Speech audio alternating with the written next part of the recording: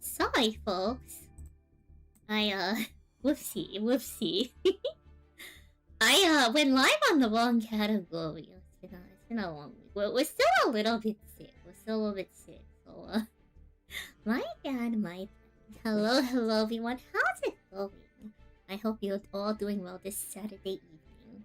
As we give up on another casual tournament, probably not too long, nothing too crazy.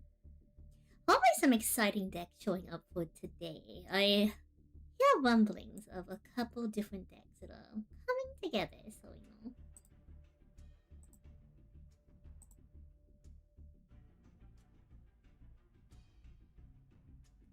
Oh, you were talking about little old me, why thank you. Apologies. Y'all are also... Let me fix the chat box color really quick. Sorry, it's gonna wipe chat really fast so I can get y'all on the right color for Twitch. But hello everyone. Hi. Apologies, we're all over the place this evening, but we're here for a good time. Thank you, Wispy. Hello, Wispy. Hello, Phoenix. Hello, Zora. Hello, Warcraft Digger. Thank you for the 70 stream streak, Phoenix. Hello, On. Hello, Jella. Hello, Voice the Lad. Hello. On the YouTube side. Welcome on in, everyone. Hello, Nick. So we have a lot of time for check-in still. We have the World Championship event going on. Well, qualifiers.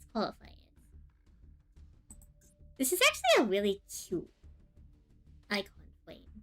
Yeah, this one's like actually animated, unlike some of the other ones. The weather rainy canvas. That one's kind of cute. You also have Tri-Brigade Springen's kit, very cute. There was a Discord quest. Cat.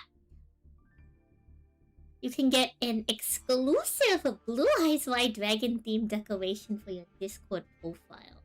Wait, that's kind of cute, I'm not gonna lie. It's actually really cute. Really neat concept.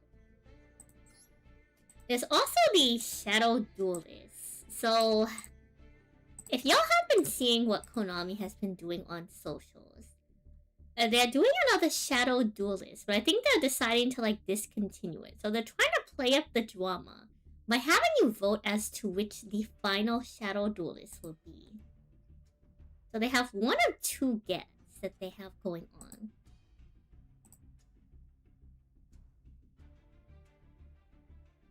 You know.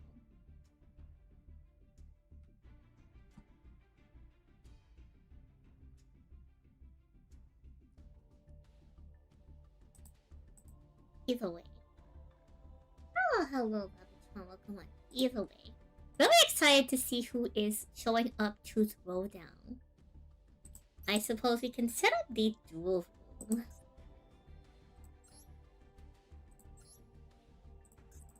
We're not going to have 50 people, but I like making 50 rooms anyway. Probably less than 50, maybe 30, so there's not as many duel tables, you know?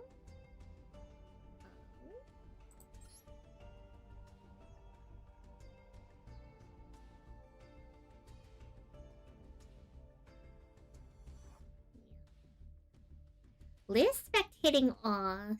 Everything else should be fine. I doubt we'll have like that many people sign up last second, so. Thank you for the stream, sweet Yellow. Hello, Kushwanti. Hello, Kira Twit. I don't know why I said your full name in Twitch moment. I think you should have everything set up. Did I name this stream correctly? What is the name of this stream?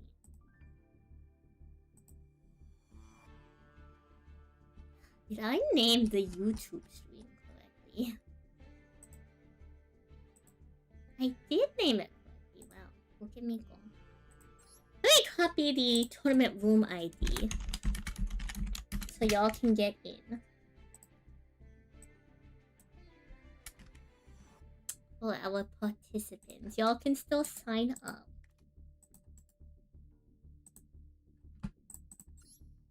No, you didn't do anything wrong. I'm still kind of sick, so I've been tired. I don't think Bleenie's playing this time around. I don't think. I did not see a sign up this time. Which is understandable. It's kind of hard to keep up with, like, constant tournament stuff, so. Defeat Kira and your sub. I'm not playing in the tournament. So, I suppose that's gonna have to happen a different time. What are the rules of this tournament? Is there a ban list? It is the standard ban list. The standard ban list in Master Duel, the rules is the deck you bring is the deck I build card for card and you deal Master Duel. And you can only have one deck for the tournament.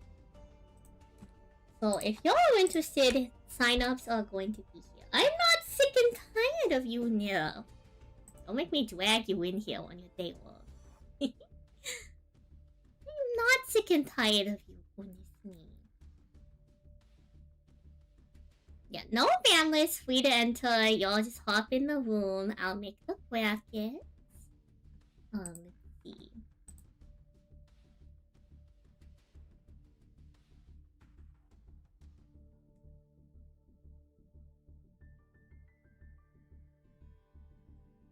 I do require you to submit a deck list, though.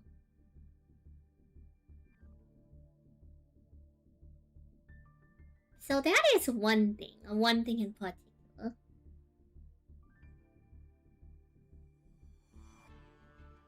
And it's a double elim tournament. Where do you submit that? If you didn't do it in the, like, forum, just, like, message me on Discord or something.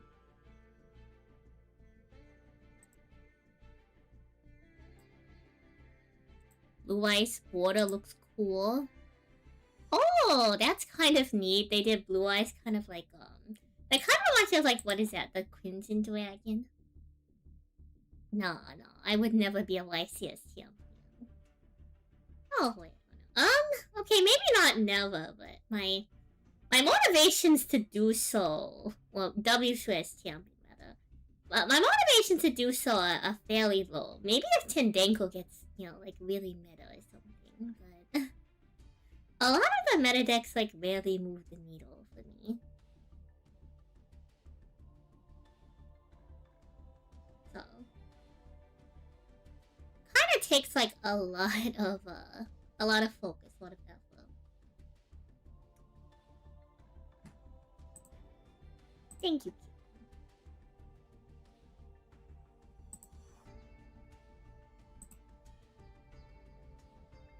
I can make the Tendengo great again, surely. Surely we can make Tendengo great again.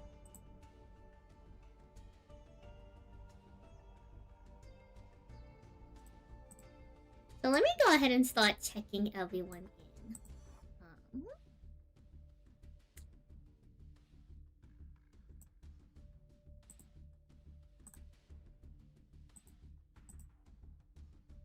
So these aren't going to be the official brackets, okay?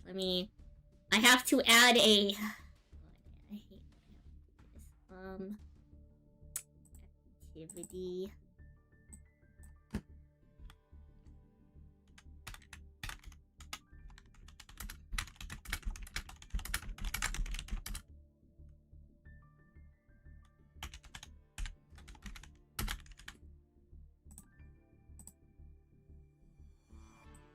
I hate that I have to, like, add this, so, like, people who come in are like, oh, this is who I'm playing round 1.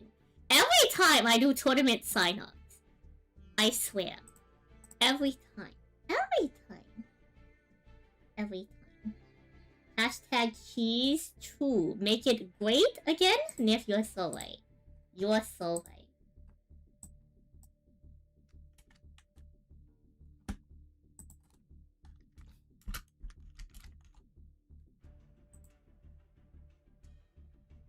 How soon to the dueling start? I'm hoping to start no later than 5:15. If everyone's checked in, we can start at around 5. but no later than 5:15. So let me go ahead and check who is here, because like whoever signed up needs to be here, so. And of course we're open for any last minute entries as well.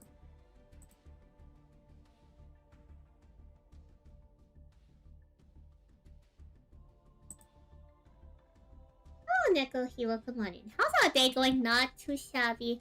I'm still a little sick, but we're here for the tournament. We're pushing through for the tournament.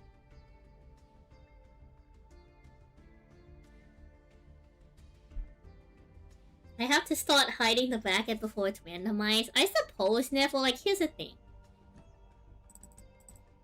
Oh, here, I can do that. I can do this, so they can't even see the bracket. There we go. Good idea, Nev. Good idea. You're so smart, Nev. You're so smart. This time it's at least 1 o'clock. Yeah, you're so smart, Nev. So, we're gonna check people in. Hello, hello. Welcome on in. I'm trying to figure out how to pronounce this. Wait, no, Jan, welcome on in. Let me check you all in.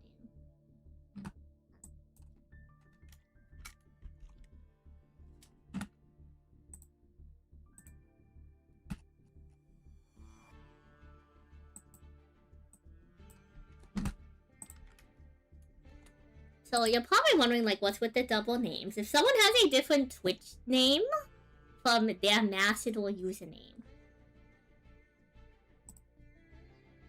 that's what I'm putting down. The room ID is up. Let me get you checked in also.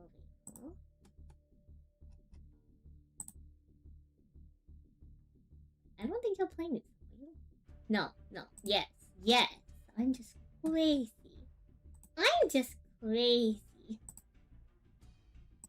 Yeah. Yeah, you can do that.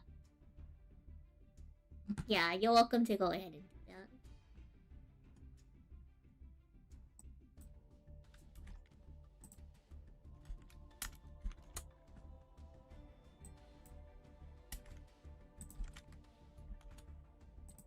Welcome back, by the way.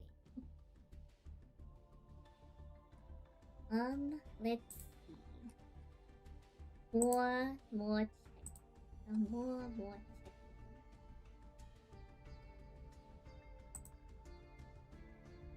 Oh, Willow, is it too late to join? You can join if you'd like. Let me pin the sign up form. You do have to submit a deck list, but like, it's as simple as you could just screenshot Macedor. So if you wanna play Willow, you're welcome to sign up. I'll extend signups a little bit since it's like a smaller, what's the word? I'll extend signups because it's a little bit of a smaller crowd today. I think if we had more players, I would probably be a little bit harder on the camera. Go ahead and just submit your form. We can get you checked on in. Dusty, are you here? Red Steel, are you here? There's no entry fee. Goodness me.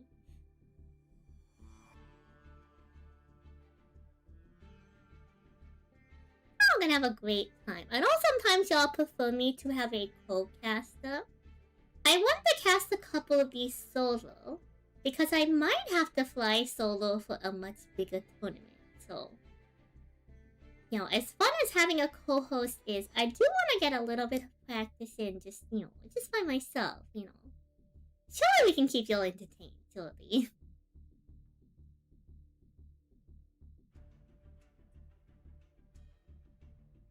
A crab? Yeah, I used to be a crab. And now I'm a lobster. Like an actual crab.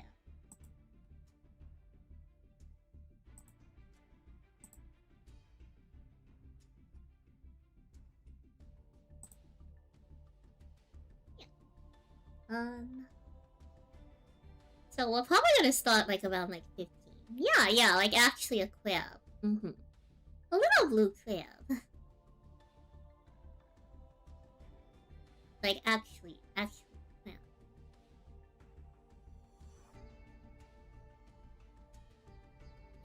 Something unfinished lore.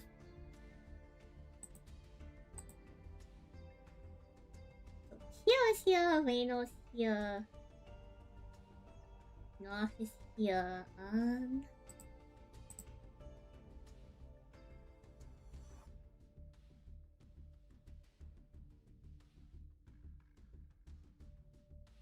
The crab walk was actually doing really well.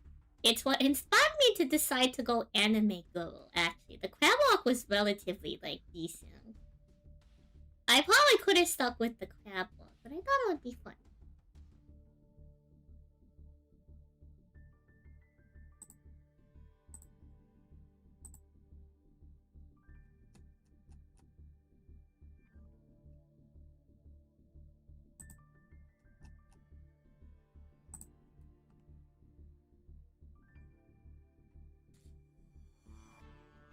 Walk in Perulia, what do you say? Let's see. I know I want, like, as many, like, sign-ups this time, which is fine. Red Steel, are you here? Red Steel, are you here?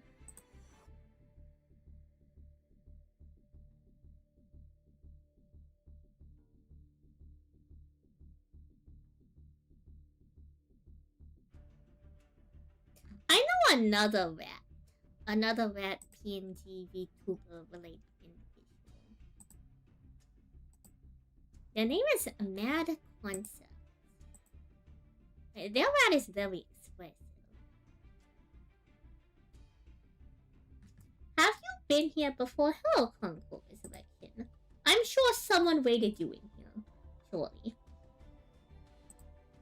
Surely. Don't want the money.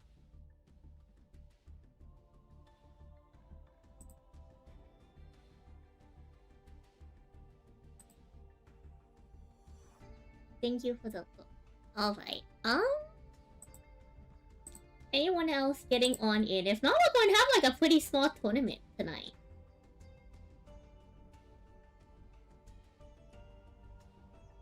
Which, I mean, I'm honestly kind of fine with that. This is so sad. I don't know, Kira. Maybe you scared away the competition. It's your time to win one real chat. It's the highest value San Salie tournament you will ever enter. Surely. I'll drop a water. Oh, hello.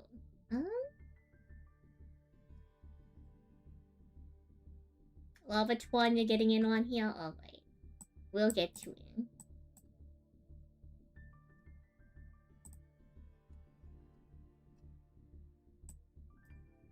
You still have 2 hours at work. It'd be like that, obviously. It'd be like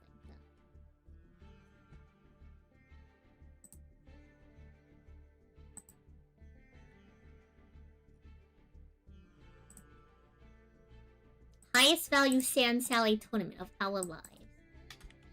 Which is, honestly, it's okay. Sometimes...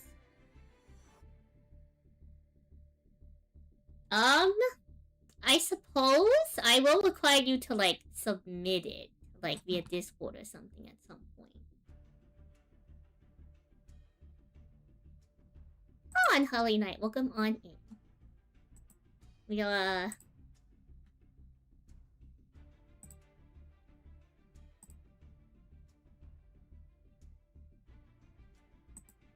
And if we see you playing something that's not Sharks... Oh, I'm sorry. We're going to have to... Whatever the YouTube equivalent of a ban hammer.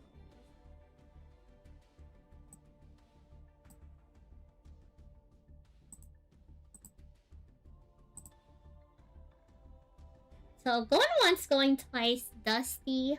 406, are you here? Papaya McFoodie, are you here? And Red Steel, are you here? You like sharks?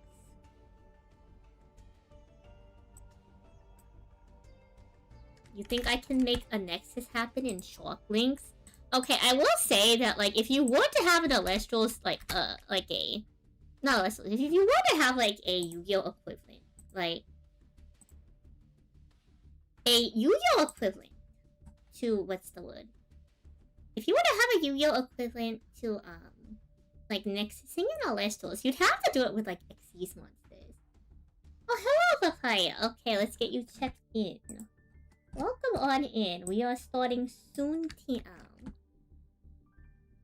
I'm just making sure whoever's here is gonna be here.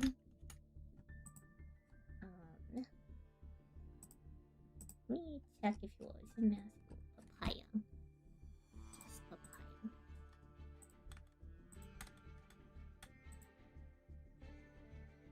Oh, it's a fight. Wait. Will it be, It will be best of one, but it's double Elim. So.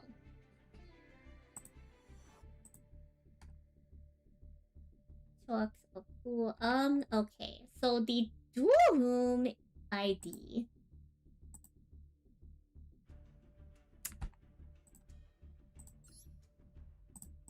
I'll send it in the chat and I'll read it out. For those of you participating, the dual room is going to be 893851.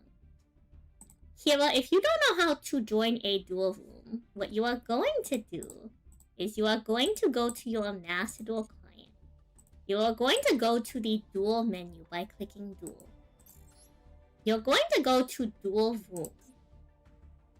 And it should prompt you. Oh, look, there you are. It will prompt you to join the room. Good job, Kira. Let's go. Huge. You're gonna go with Fog the Champ, but you don't want to get this one. You're going to try to win this for your family and see a Destiny Hero, Phoenix Enforcer, or Dragoon. Oh god. Oh, if you see them, you're going to swear. I think you should be fine.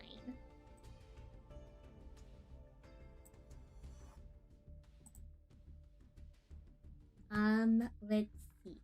Is there anyone else? Let's see. So, we have a Papaya checked in.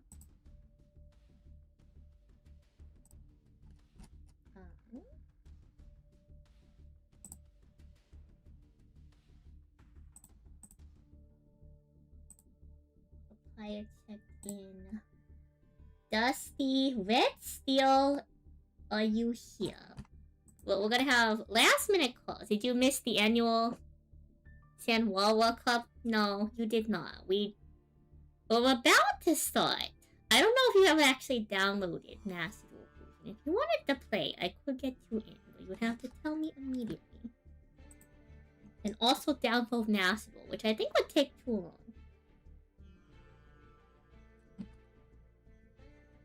Let's go, let's go.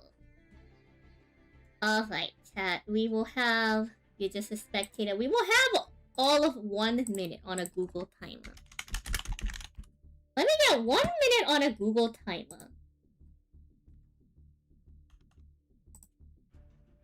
We will have 1 minute on this Google timer. When the minute is over, we will... You'll join later since you're not at your PC right now.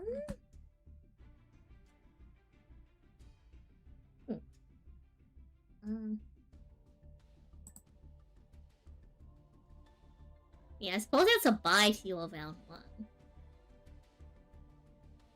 Oh, thank you for the 29 likes. Thank you for supporting lots of activities.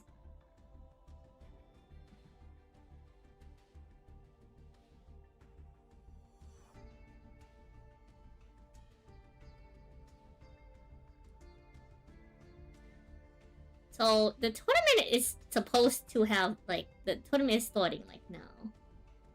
You don't mind losing the first round if it starts. Okay.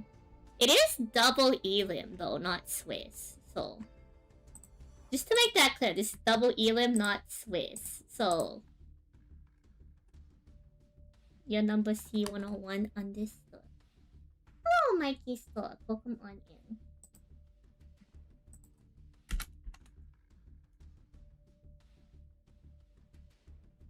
Let me make sure they know that.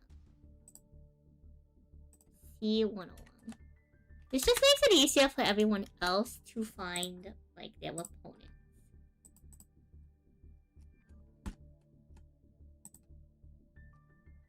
Alright, well, there was the Google timer, so I think we are going to go ahead and call this one here, chat. You just can't beat the traffic right now, this is very important. I don't think that's how that works. If you're, like, in a vehicle.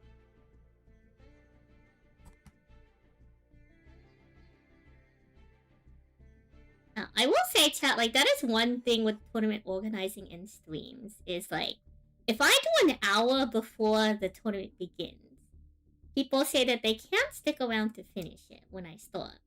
And if I start 30 minutes out, it seems like there's just never enough time for people to show up. Clearly next time we aim for 45 minutes. Clearly we aim for 45 minutes prior, chat. Surely that's the sweet spot, right? Kiwa's been here since Thursday. Goodness me. You lost your talk, Kiwa! Goodness me, goodness me. You know, chat, clearly that's the dedication we need. Clearly the dedication we need. So I'm going ahead and turn off the responses.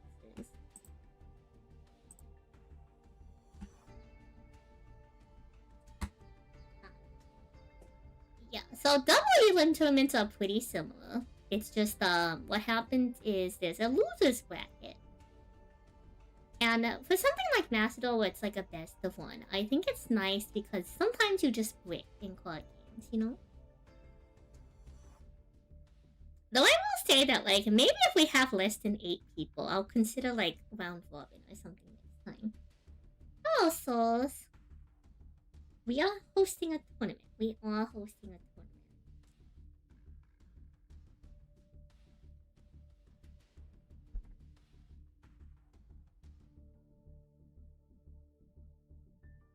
We're going to start at 5:15.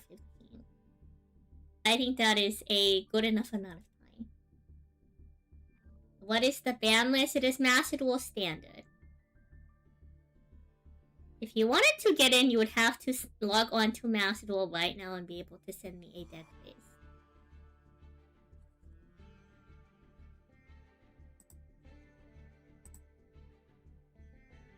Nah, 5:15.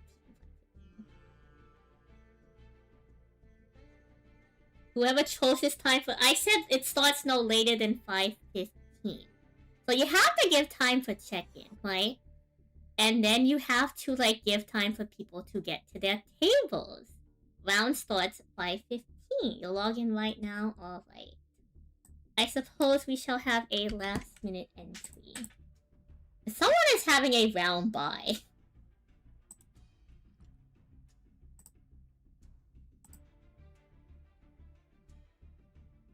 It's the perfect time for a tournament, surely. Surely the perfect time for a tournament.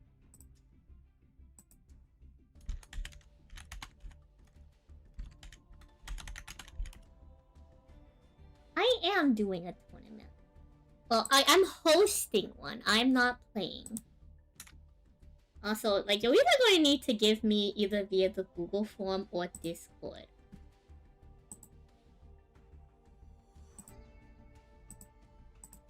Like a screenshot or like link to your deck list.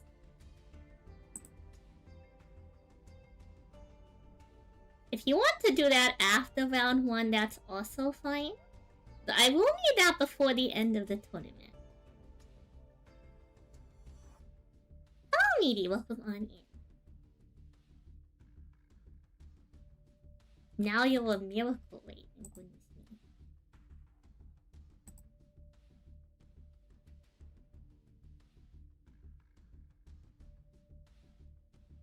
Yeah, I will say moving forward, a lot of tournaments are probably gonna be on the weekends. I have a new work schedule that, like, just doesn't get me home as early. So unless people are, like, okay doing really late tournaments, you know. Cool outfit, thank you, thank you. They'll send a screenshot on Discord, sounds good. The room ID is going to be 893851.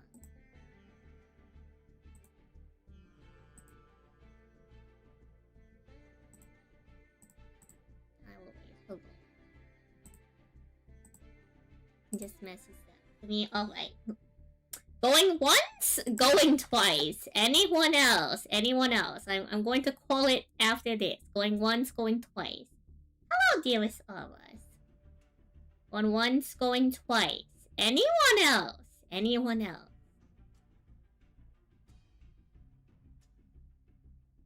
Is there any limitation on the tournament? It is Master Duel ban list standard and you can only use one deck. It is best of one double even.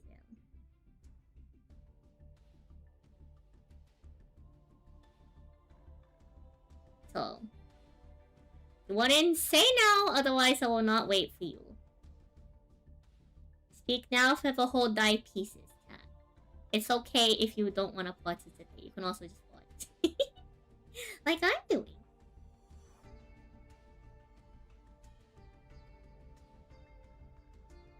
Hello, dearest Awas. How are you?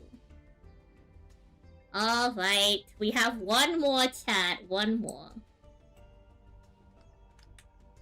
I'll hold you hostage. You're getting cold feet. Killer's like, man, it's really looking good for me.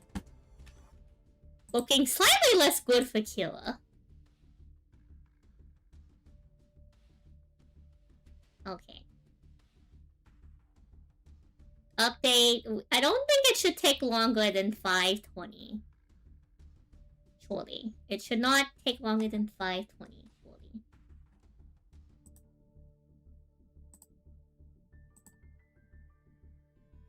Surely.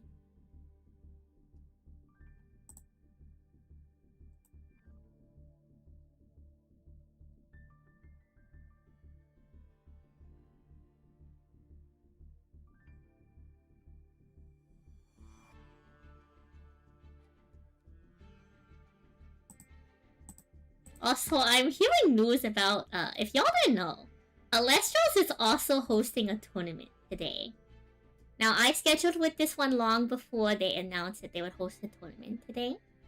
So I had to stick to my own schedule, but apparently my teammates in Alestros are getting absolutely destroyed, so... What do you mean tell Rice he's a goober? What? Why would I tell all of us he's a goober? I hope you had a good nap.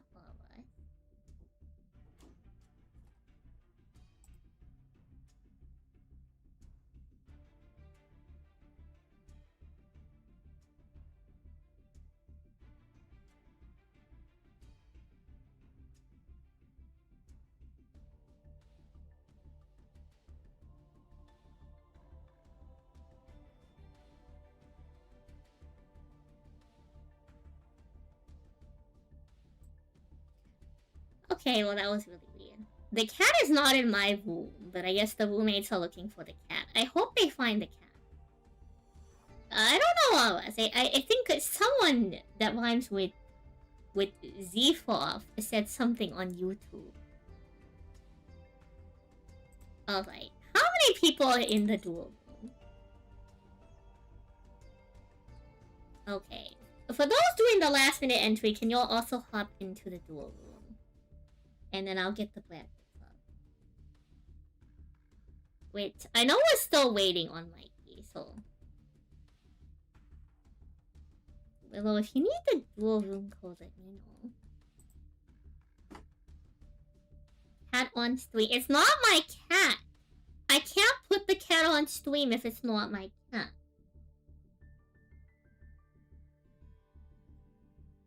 Like, not without consent, you know. It's not my cat, I'm sorry.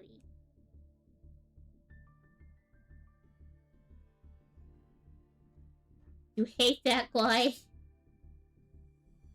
You don't think cats can consent? Whoa, whoa, whoa. Cats are all about consent. What are you talking about?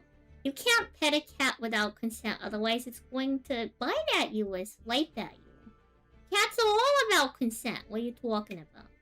Wonderful. I believe everyone should be in the duel room now, surely. surely.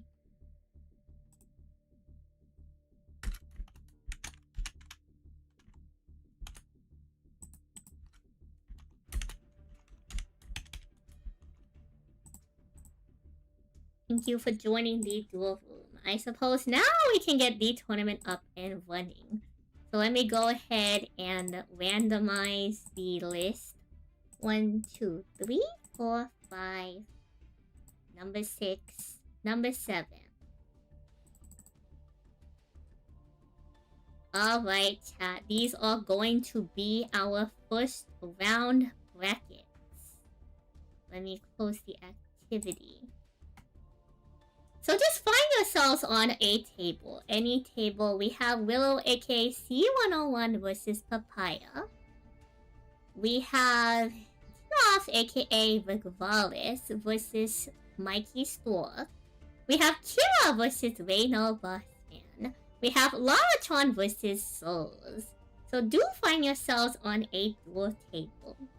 I'll set a timer. Now this hasn't come up before, because Master was a pretty fast game. But just to be transparent with y'all, I do have 35-minute round timers for my tournament, with the exception being finals. Master has an in-game timer, and most games finish well before 35 minutes. But if needed, I do have a 35-minute round timer. Does the cat not trust me enough? Well, I mean, it's not my cat. No, there's a loser's bracket. You just can't see it because I'm zoomed in on the screen.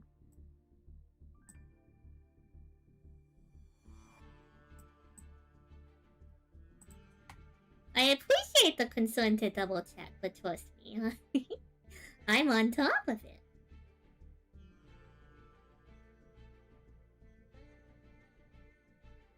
So y'all can head to your duel tables and y'all can start the round. So that is Willow versus Papaya, Rigvalis versus Stork, Kira Twig versus Bossman, Lavatron versus Souls. I will be starting the 35-minute round timer. Where is Souls? Good question. Souls should be on the duel table.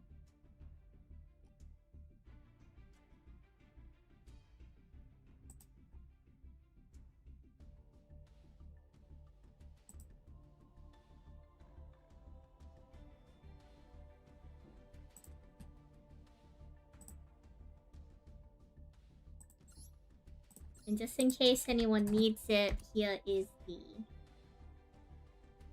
duel room. You are finishing your deck? Oh, okay, okay.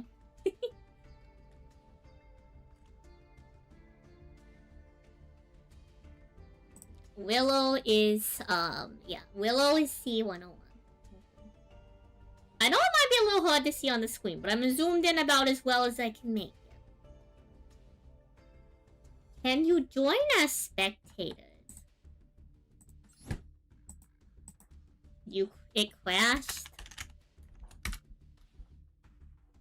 Alright, well, you'll have like 5 minutes to, like, get back in there, so...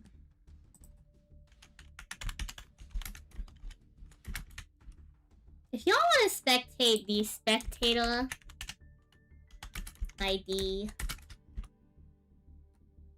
is here if you want to hop into the rooms. I suppose let me pin this one. And we'll wait a little bit for the matches to start before we hop on in. Who are you fighting against? You are going to be against Papaya on whichever tables. Y'all will just report your rounds in the chat.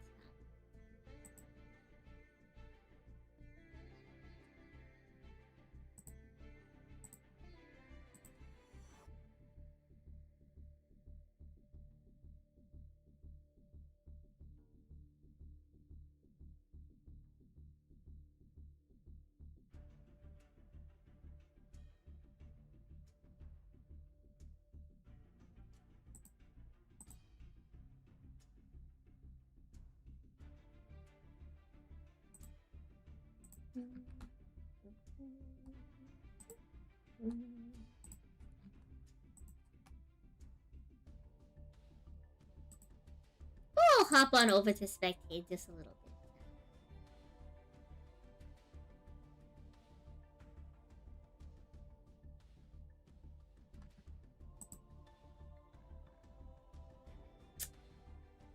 Oh, also, stock, you're going to have,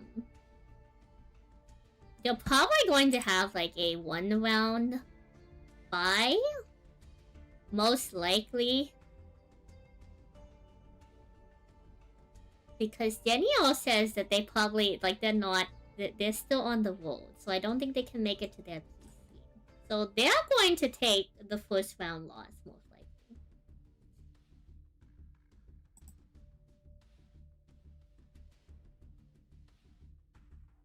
Oh, let's see. For round 1 chat, let's see. What duel table are we hopping on?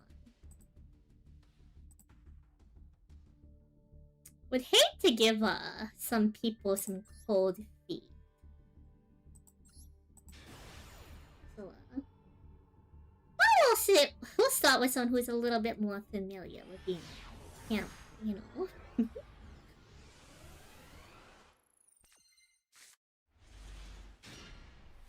AKA, we are spectating Papaya versus Will.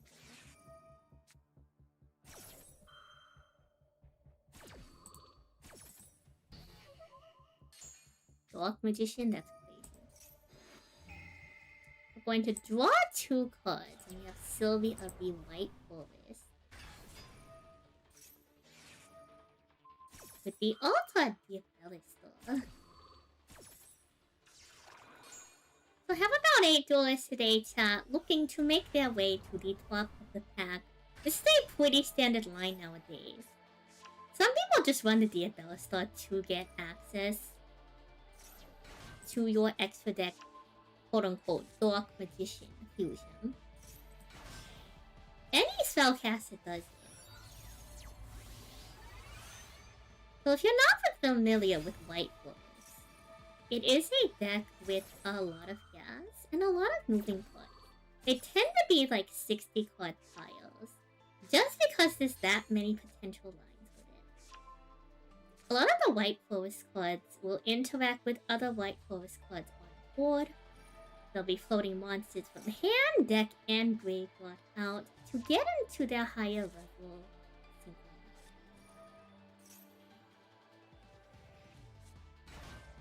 The White Forest is one of those decks that don't particularly lock you. So it does find itself mixed in with a lot of different archetypes. Primarily you would see it in the past with Azamina. But it's not out of the realm to see them do something a little bit different. I think this is kind of newer on the board for me.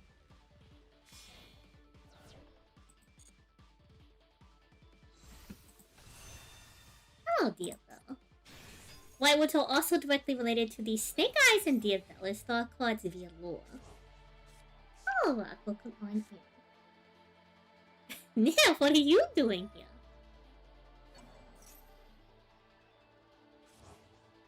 So we have a monster effect on the board right now. We still have a lot of gas going through the Sinful Spoils, though. It's the Biff guy you were talking about, goodness me. And so normally this Deception of Sinful Spoils is what gets you into the Azamina stuff. We're gonna see that right here by switching out the Hollow Azamina. We knew from the start there was already Ash Blossom and Entomb used. So of the cards left we have for interacts, potentially on Willow's side, we don't see any hand triggers. We know there can't be a second Ash Blossom. If you don't top tech something, it's over. You never know that. The duel's never over till the last card's played. Welcome in, Rob. We are hanging out today getting some duels on. I'm sure there's a lot more matches happening as well. think, you know, since we have a little bit of a smaller crowd, we might have time to, you know, look over a couple different matches. That guy is your cousin and you're all about family. Oof. Well, you know, chat. Let me start the tournament.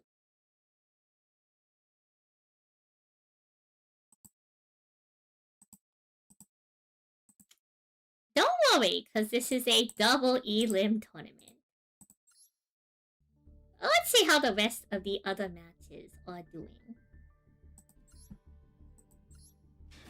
Oh, LDS, thank you. Also, the time has passed for the bye. Hello, Red Steel. I'm sorry you were late to the tournament, but welcome on in.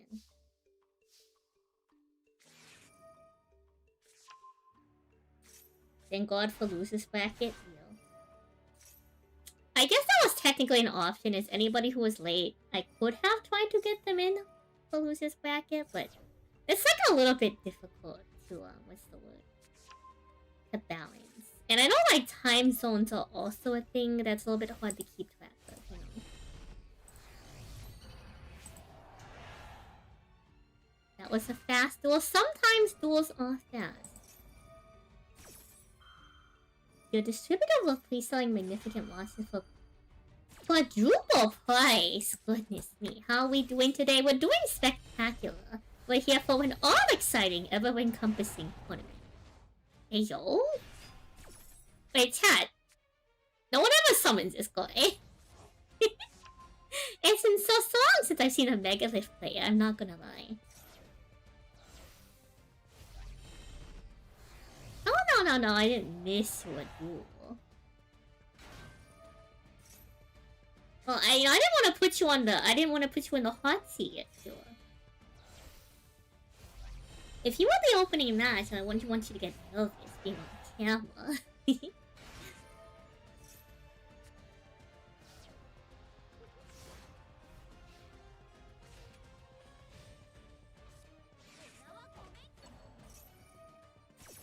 Alright, we have a Caught by the Glade.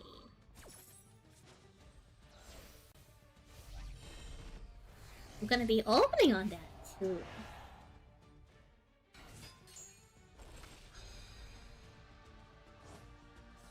No, the duel's never over till the last one's played.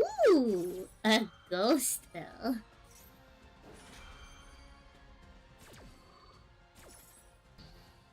Very cute. Unfortunately, we do have a pretty tall board set up. Seems like an interesting deck. I agree.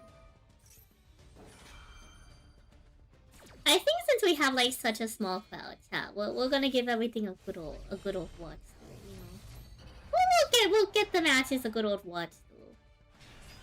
If we can.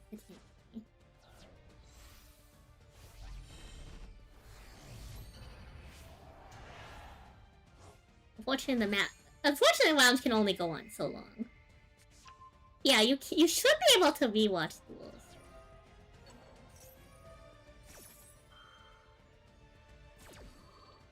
So although we might see the outcome, you know, chat, sometimes it's the road to get there. It's the lines you take. Oh my gosh. Eva! Ooh.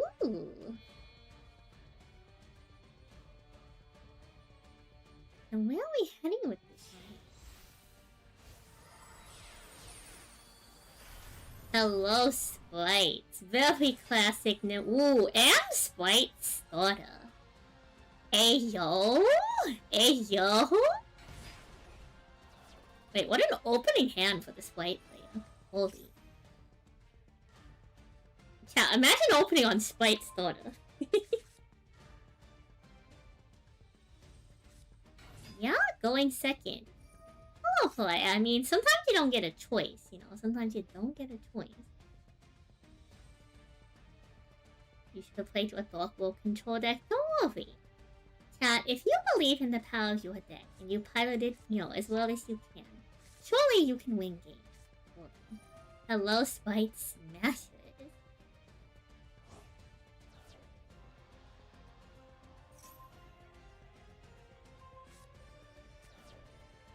Alright, we're gonna try to get a little bit of board film going on. Now we have the detached for gigantic Spite.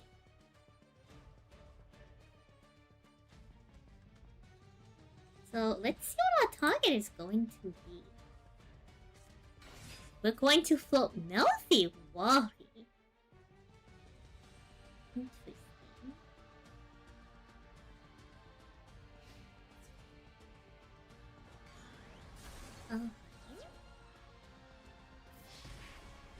So if y'all aren't familiar with the Melfi cards, they are level 2 and rank 2 beast monsters that interact with your opponent by floating cards or adding cards from either deck, graveyard, or field to hand, based on whether or not your opponent decides to summon a monster or declare an attack. Gonna get SP Little Knight. Okay. To get rid of the Megalith Anastasis.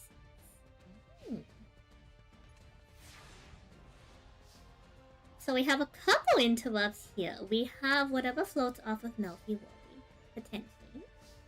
And we have SP Little Knight. So we have the Incantation, which is going to go ahead and reveal.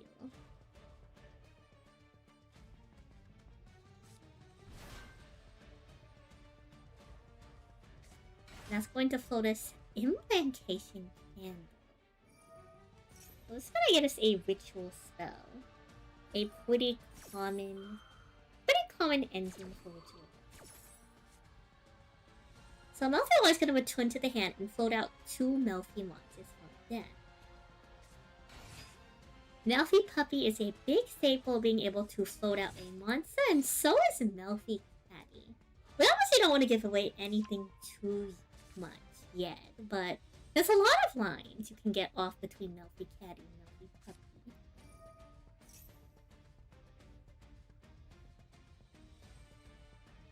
So we're going to have Invocation, Inception.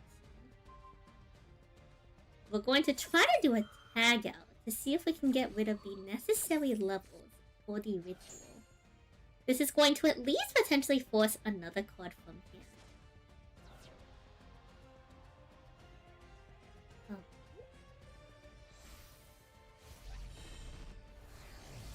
I will say one thing about the Megalith cards is that a lot of them do tend to be like lower level. So even tagging out the level 6 there, you still have a line.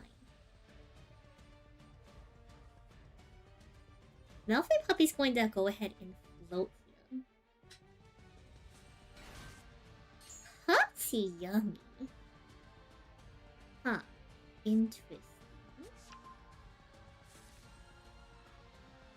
Seeing that Cupsy is out, I think that means Soul has a strong belief that their opponent isn't going to be able to take them out this turn.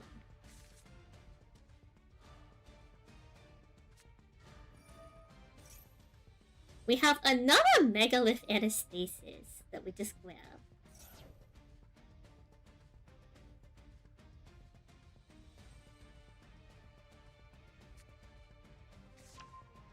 Gonna get us Hoover and get us Oven.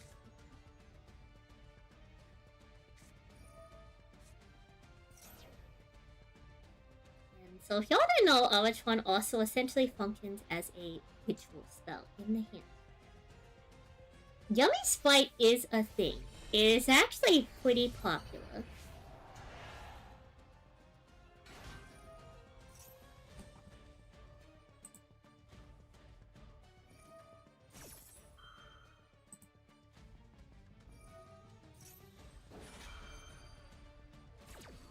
Right there, loaded. Hello, Gino.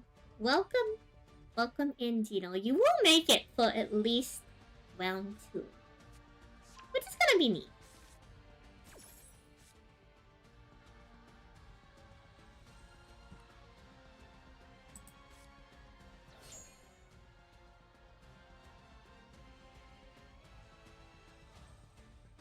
So Melfi Penny only activates with on board. How do you check in? Who do you face? So you've already passed round 1 because I have a 5 to 10 minute like no show time. But I'll let you know who you're playing for round 2 in the losers bracket when we finish up this duel. But you're still in because double Elin, so we're just gonna have to find out after this match goes through. We gotta determine the bracket, you know, before I can let you know the bracket.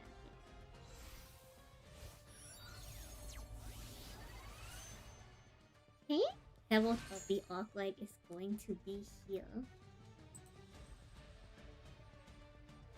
And so that's like another cute thing about the Melfi monsters, actually, is they don't designate, like, specifically what you have to single summon into off of Penny. Generally speaking, you would expect another.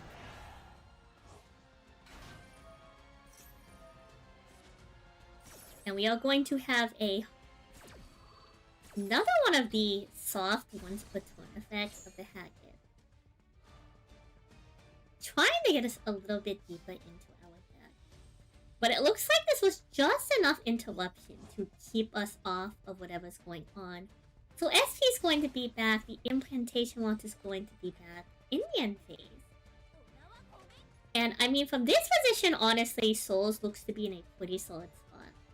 We have one monster on board, doesn't seem like a lot of interrupts. We have a skip on main phase 1. So,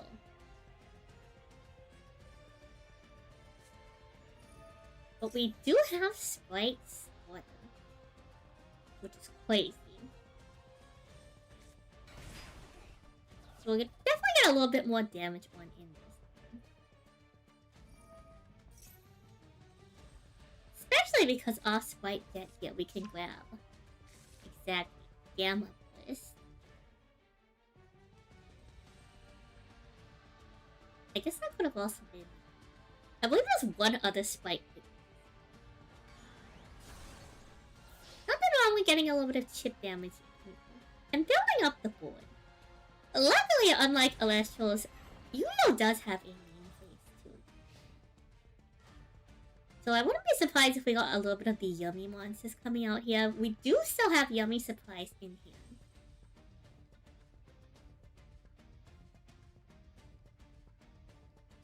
And nothing has been committed yet to the extra deck, so... I'm gonna get Melfi Caddy on the normal side. So are we looking for an overlay here? We're going to link on.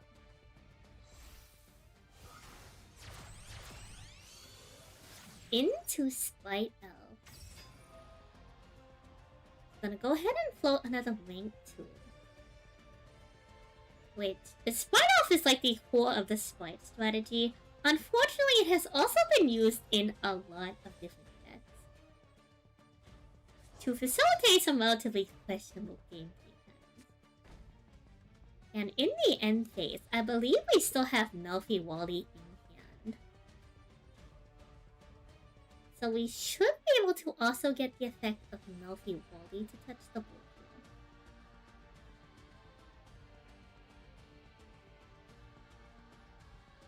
So definitely a little bit more of a grind game, though.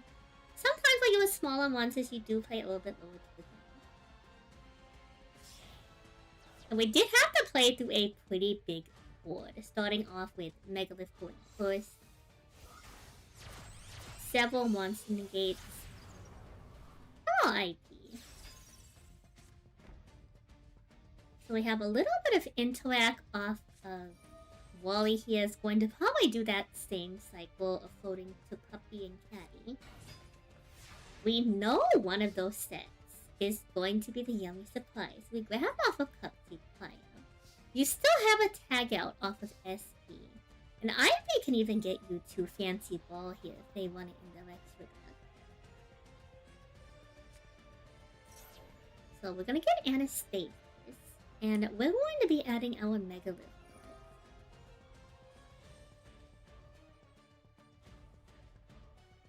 gonna get a chain off from Spite Elf, which is going to get us up here.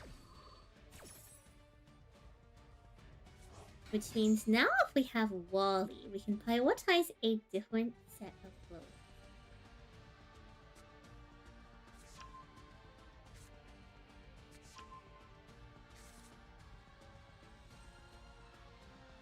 Nacha Plora here is going to be our very, very big and very, very scary top lane. So now that it's in hand, ritual monster effects cannot be changed.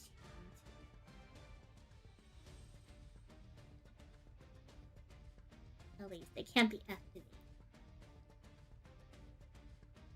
So if we can get a little bit of, you know, activity on the we might be able to push through some of the interact from this board. But I'm pretty sure IP is going to head into Fancy Ball here.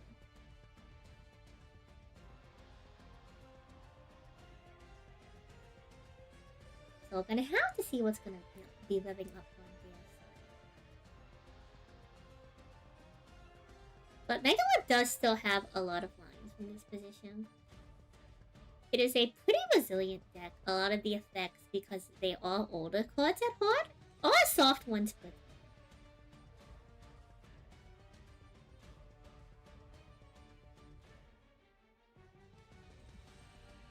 And we still have 10 minutes left in the round, so... Not that I've ever needed to go to time, but this is a little bit of time. Are we going Underworld Goddess? Oh... This is an interesting choice. Underworld Goddess is going to stop any Megalith monsters that can float out from grave. Very interesting.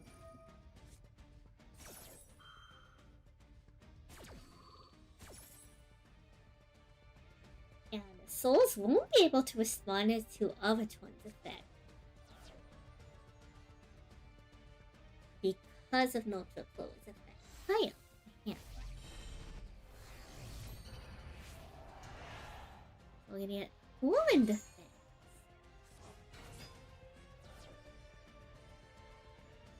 And so the line off Underworld Goddess here is supposed to be trying to stop anything floating from grave.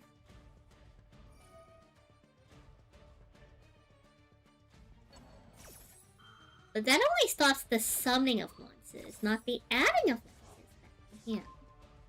Oh, hello. He's taking. Yeah, and it is also indestructible because of IP.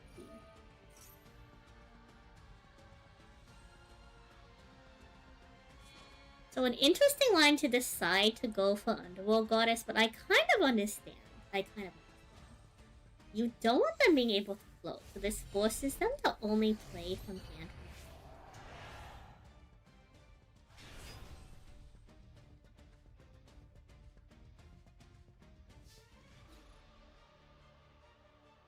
We have a pretty big stat line here on the Phaleg.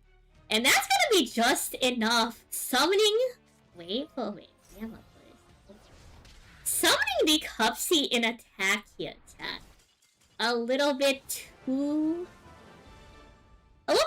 confident on not putting the little guys in defense position. Very close game. GG's to both of y'all. Let's update that in the brackets. A very solid back and forth. Very good board break on Soul's side. Having to play through the entire Megalith board going second is honestly a pretty big ask. You did not want to do only negates there. So, since everybody should be here, we're going to go ahead and just proceed to the next round. And we can watch Kira next round over. So let me get y'all your pairings. Kira has won their round. Congrats, by the way, Kira. So we're going to have, for your next round, chat, we are going to have in winner's bracket, it is going to be Papaya versus Mikey Stork. We have Kira versus Lavatron. In the loser's bracket, we have Gino, aka Regavalis, Regalvas versus Willow, aka C101. We have Reno Bossman versus Souls. So do find yourselves on your tables. You gotta secure your the enemy craft. The enemy of the channel will. True. He was out here trying to do evil things.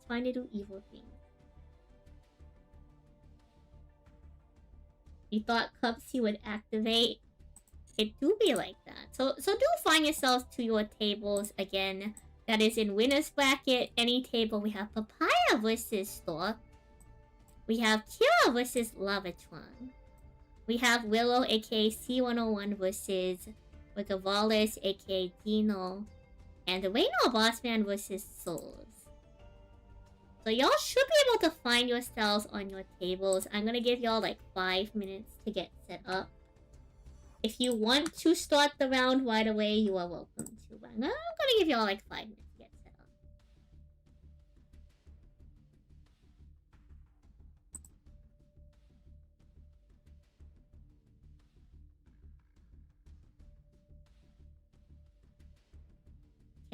Can we get my duel done? We can't get my duel done. I'm not dueling.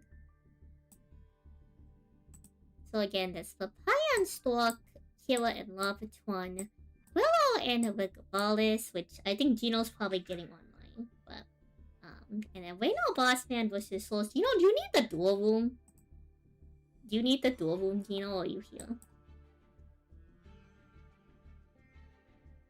Ah, perfect. Alright. Looks like everybody is sorting their matches, so I'm gonna start the round timer. Good luck, everybody, in round 2.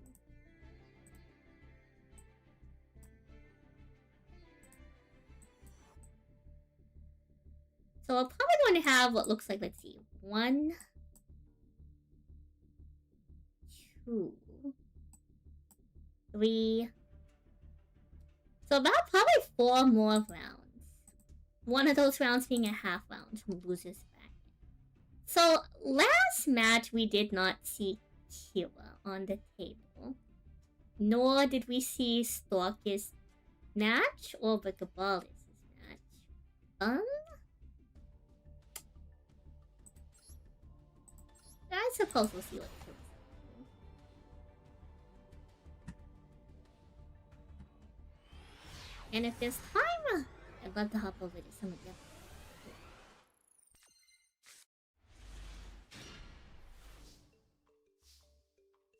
Okay. Looks like we have our ritual deck going first.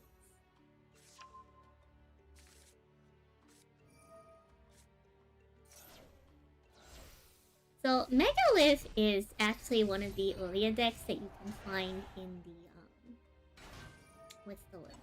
If y'all play the solo modes, you can actually play a little bit of the Megalith lore. It is one of the first decks they introduce you to with the concept of ritual summon. And it's a fairly solid engine. They have a lot of good pieces. Primarily Megalith 4, they're like level 2, pretty much gets them the line to almost any Megalith they play. Haggett gets them any ritual spell they play, basically. It's a deck with a lot of gas, a lot of floating, non-hard once-per-turn deck. Soft once-per-turn effects. And it makes a relatively decent end board. There's also a lot of lines for you to be able to play on your opponent's turn as well. Depending on what version of the deck you like to play and what you're playing with. I will say that, like, ritual monsters in competitive play have kind of gone back and forth for a couple of years. We definitely see them a lot more now with the, some people's Pokemon, some people's Bozo. The Mitsurugi cards, you know. Very popular ritual deck. Very flexible engine. But, you know, before the days of Habakiri. Before the days of Habakiri. Well, we had Megalith. We had plenty of other rituals along the way too. Necklace stuff. I mean, heck, you know, there's even like ritual versions of like a lot of like the original Duel as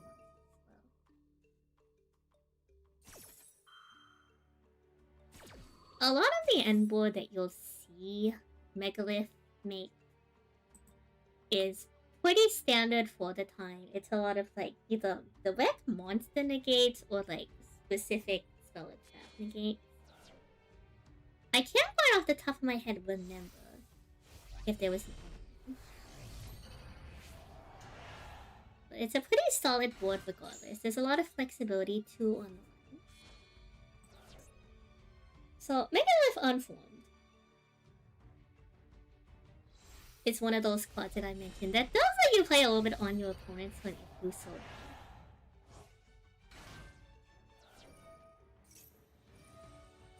And it is a bit of a climb combo way.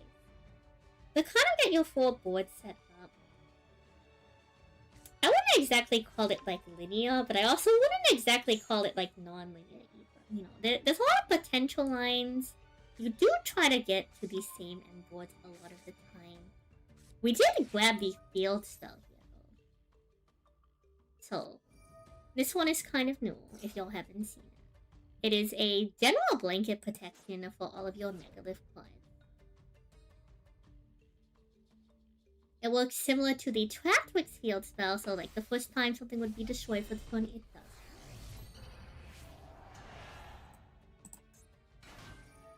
And it also lets you recur your ritual monsters from grade.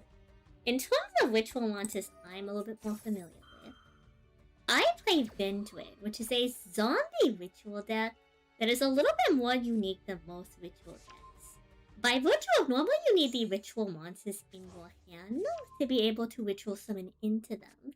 Vendred specifically ritual summons monsters from the grave, if you so choose. And it looks like we're even gonna get an overlay going. These are level 4s, so we're gonna get a Time Thief redo. That's kinda cute, actually. Pretty interesting end board, a little bit different from what we saw last game. We're not going into no Trapula, even though we had the option to. At least not quite yet. So probably telegraphing a little something in the back.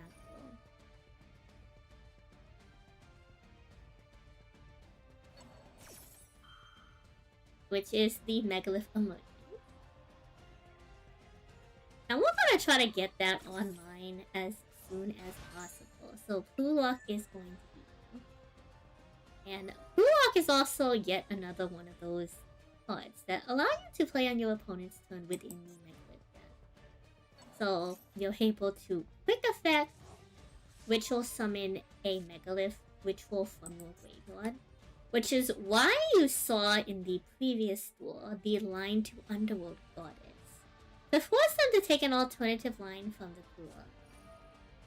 We have a Royal Enneacraft Isa Leon. Goodness me. Evil. Evil!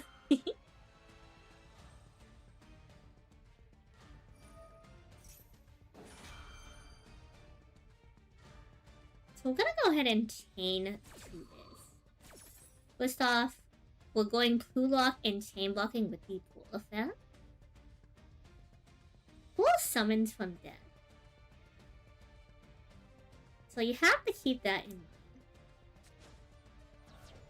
It's hand or deck though, so as long as you have a copy between one of those two is okay.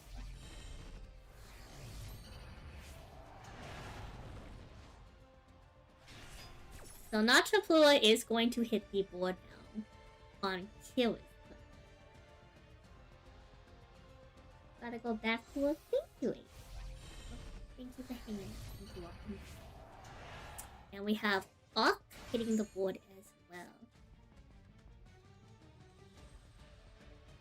which, like, Megalith just kind of runs this whole cycle of having a lot of options. So if y'all haven't figured it out, here it is on Enneagram, which is one of those modern little flip decks Konami decided to spin up.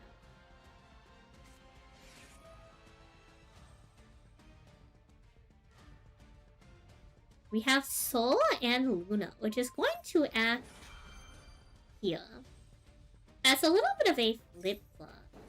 We're going to force out the Omni off the Notre Blue.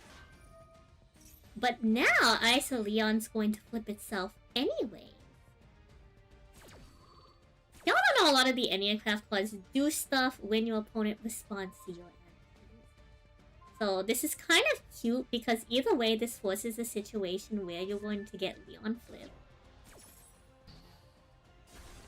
So even though we have the negate on the Sol and Luna, that's exactly what we were looking for either way.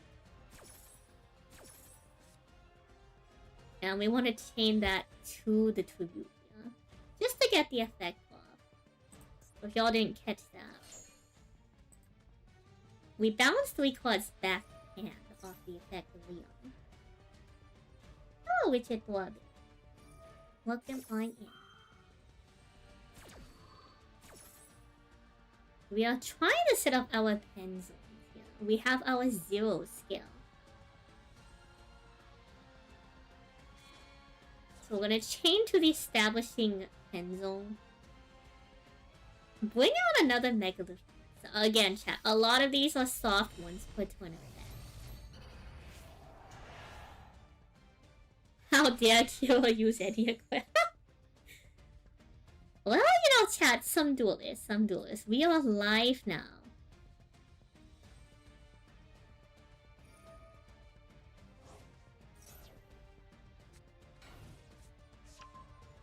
And the whale is here, chat.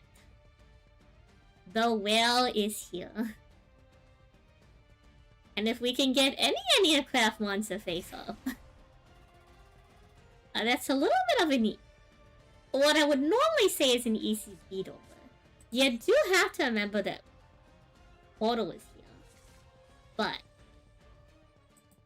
there's still lines, chat. There's still lines.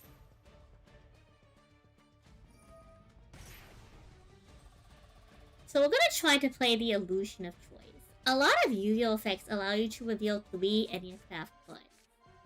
I suppose here you can be cute. And you can present 3 different options.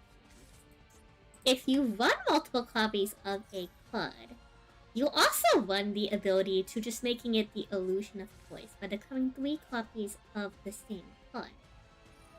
But when it comes down to it, you know, most decks don't mind any of which cards end up in your hand. And we have our own field spell revving up. So Enneopolis here is just going to return your cards back to the hand. And pretty much all of the Enneacraft monsters are pendulum.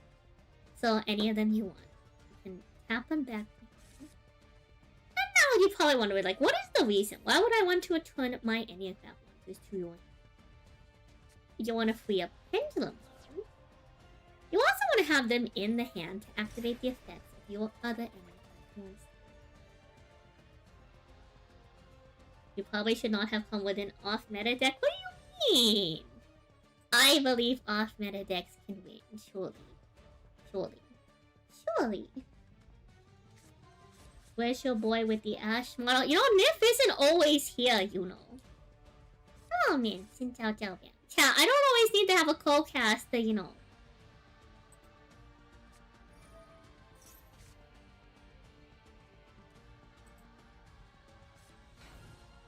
So with Enneacraft, what you kind of want to do is you want to set up a big board. The hugest, widest board you can establish. Oh wow, we have all 3 copies. That's crazy. As wide as you can make it. Then you want to rack up your counters. And detach your counters. in the end phase to burn your opponent for effect. So this is pretty much right where Kira wants to be set up. It's up to Lavatron here now to see if we can ritual monster our way through that door.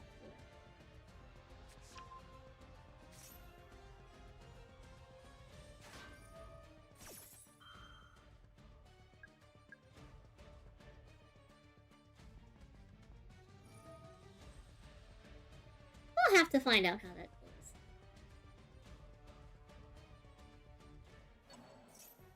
No luck today, goodness. Yeah, Megalith in 2026, in the big year of 2026.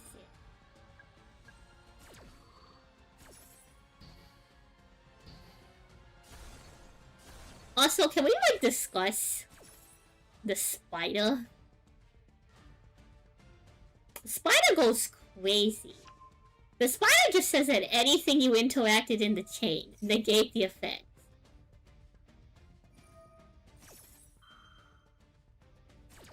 Which is insane.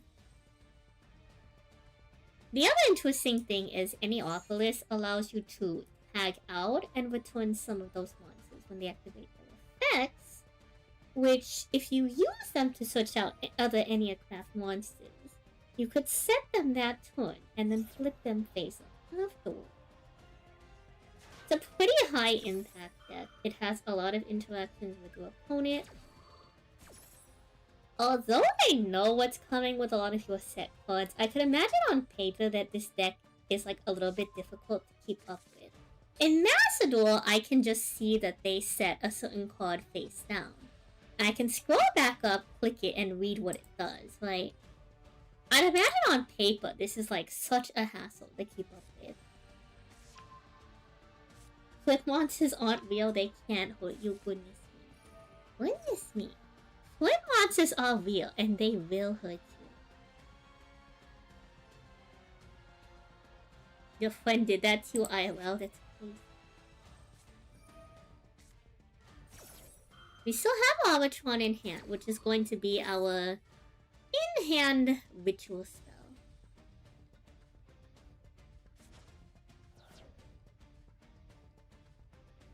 So just remember, chat, the tool's never over till the last card's played. Both we just have a decent amount of chaos.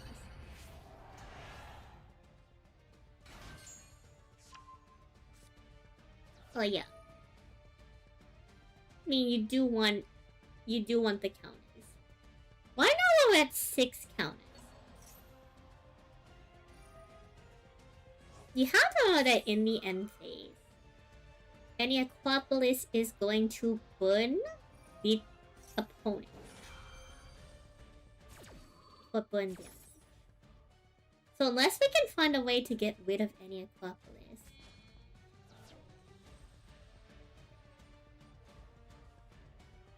it's going to be a little bit of a rough reckoning. But we have Bethor hitting the board, so...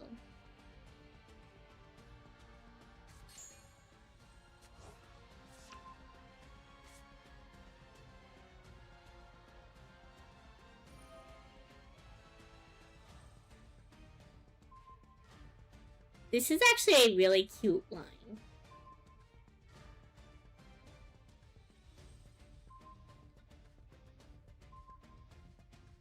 So for every ritual monster that's in the grave, we can target and return cards back to the hand. Which, if there is nothing that can respond to Bethor here... Is it destroying? Oh! Wait, I thought it was bounce. Oh my gosh, wait. Holy, we cleared the board, chat. We cleared the board. Let's go.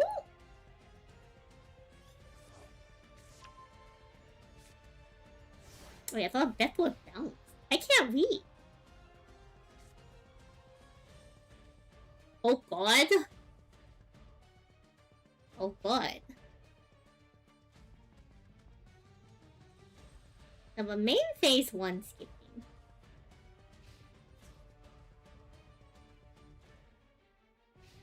How could they possibly out Enneacraft? So, you know, chat, the duels are rolled till the last card's played. Is there anyone with branded in this tourney? No, no branded players showed up. Okay, actually, I can't say that for sure.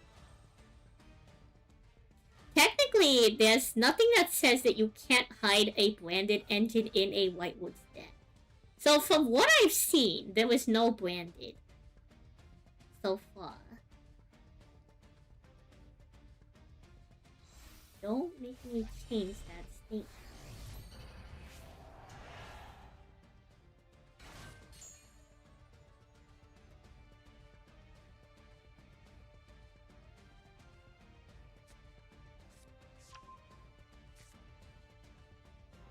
Still anyone's game though, chat. Still anyone's game. We are still at a very healthy 8,000 life point.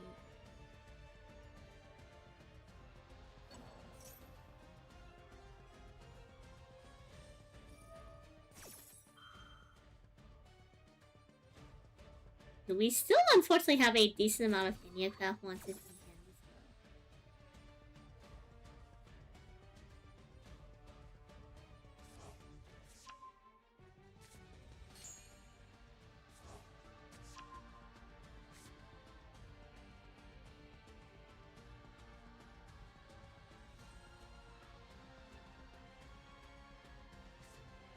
well. And Indiacraft spends life points for resource effects.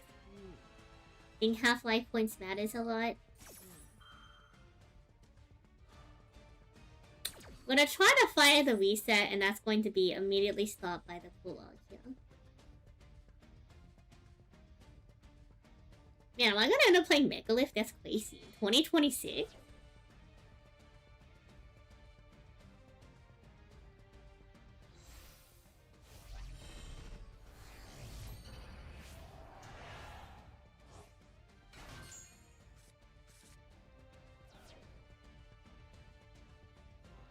I mean, it really depends on like the playstyle of each deck as well. So like example, like another deck that is very like life point heavy but not is Dynamorphia. So like Dynamorphia likes to reduce its life points to like minuscule numbers. Which like at the end of the day doesn't mean anything because you just have to go by half each time. Majority of but still, it does matter for some of these decks that require, you know, using your life points to activate that. But even like some of the Dynamorphia cards, once you get to a certain point, you can't activate all of the effects anymore because like you just can't. The lineup on your cards does matter a little bit.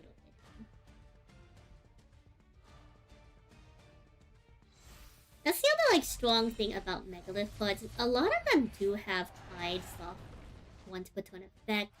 And any of our like negation and like heavy interacts, after that body has already used the effect. Usually a lot of the other bodies you'd have on board with them can use that same monster. To basically, like, what's the word? Can use that same monster to essentially just steal into the next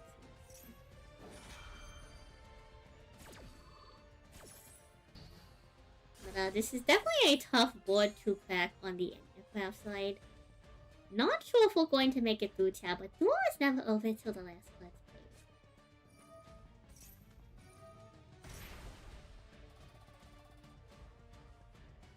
There is another one of the like resource pools there, which is the 900 life points in order to play our little game of go ahead and choose what card you want to do.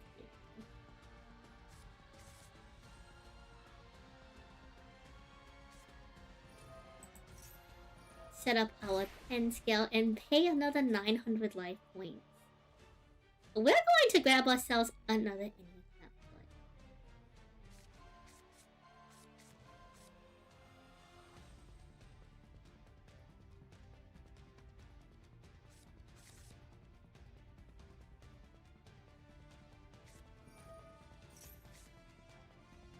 hello.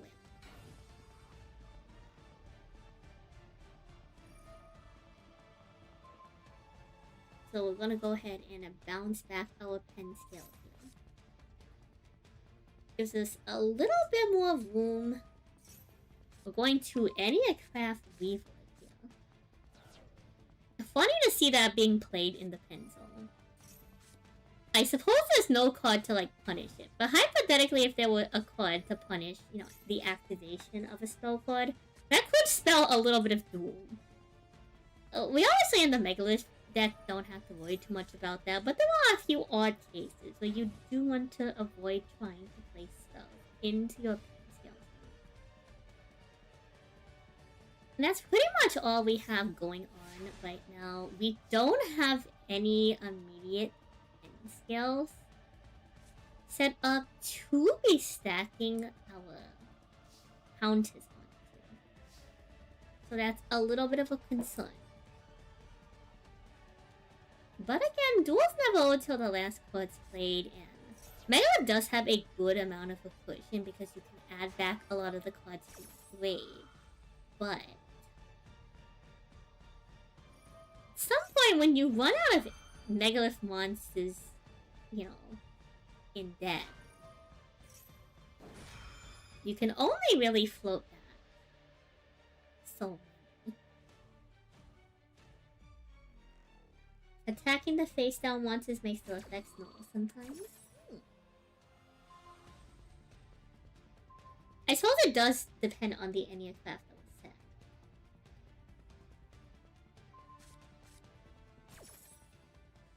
So we're just gonna return all of these to him. Interesting choice.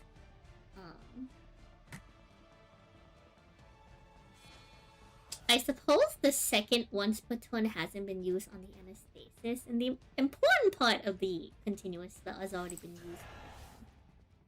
Hello, Bethel. If we don't have a response to Bethel, Bethel is going to implode the board again.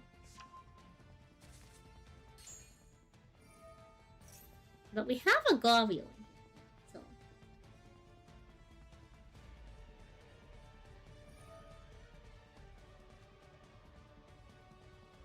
But between the continuous and the field spell, there honestly isn't like a lack of proper target for your return.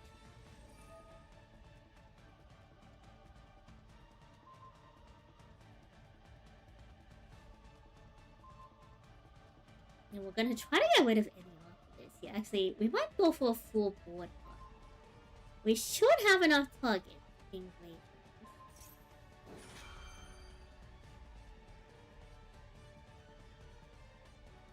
And this is also a pretty, like, dangerous amount of life points for Kira to be at.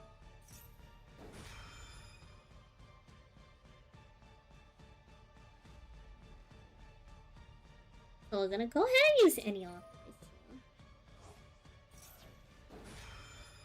We're gonna rebirth from grave.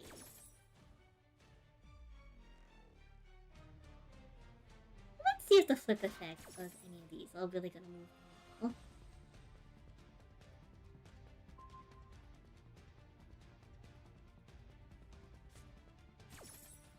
The way that Yu-Gi-Oh! Chains work, you can't put the whale on the whale's effect on the chain, even though it was flipped up in the middle of that sequence, which is a little unfortunate. But it looks like we don't have any more gas on Lavatron's side, so Kill is still potentially in there. But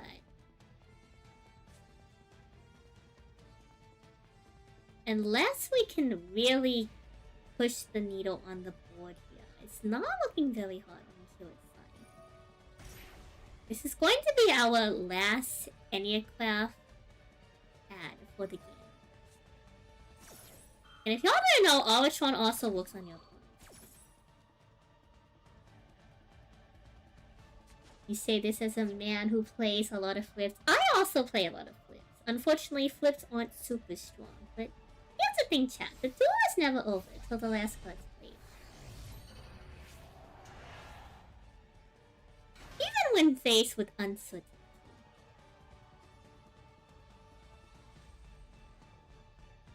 You still gotta give it your best.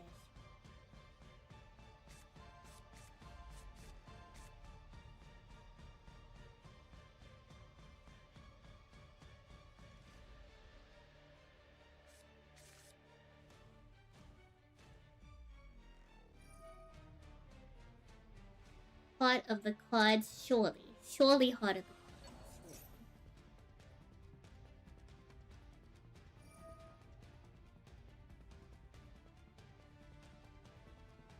Let's see who pool is going to be grabbing.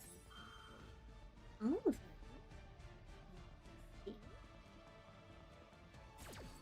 so of the targets that are going to be back into our hand, we have another Bat Duel. And we have Ballet here. Which is going to be Lavatron's on-demand ritual spell.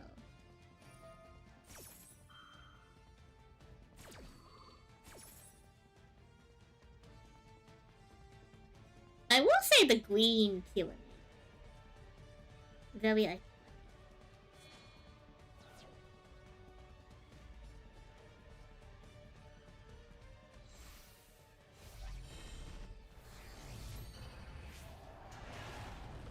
Oh!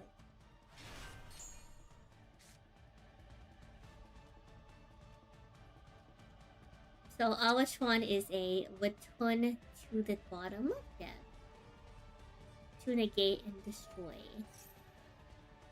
monster effects. Oh, no. Never mind, just any effect actually. But it's a targeting protection.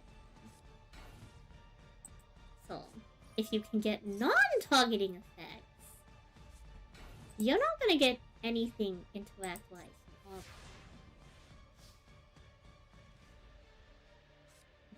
Still not looking extremely hot on Keeler's side.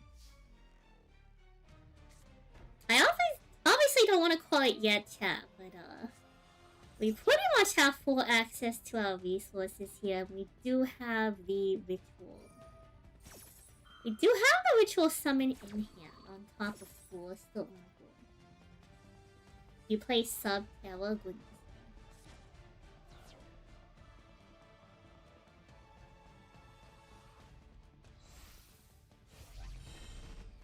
Your supplies, no pens. I mean, oh?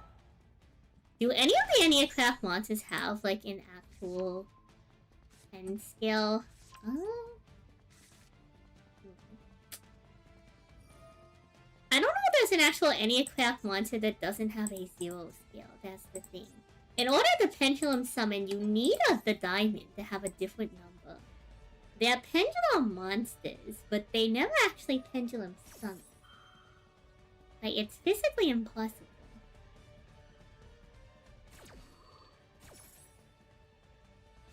We have 3 minutes left in the round. I'm under the assumption that everybody else has finished their matches.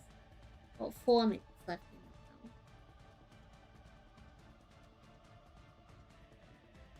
the round. So, Lavatron is either going to finish out this round, or in 3 minutes, even if Killa had a potential out. Oh! Oh, heretic summon. Konami knows pen summon is the most hated mechanic.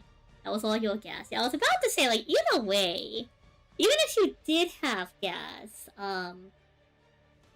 like, official Konami rules at time call is usually to the duelist with the higher life. That is also something else to know.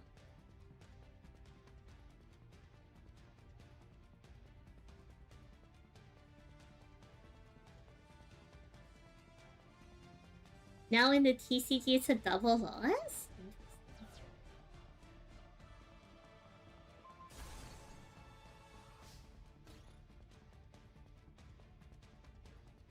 I mean, it's my tournament, so my rules, but...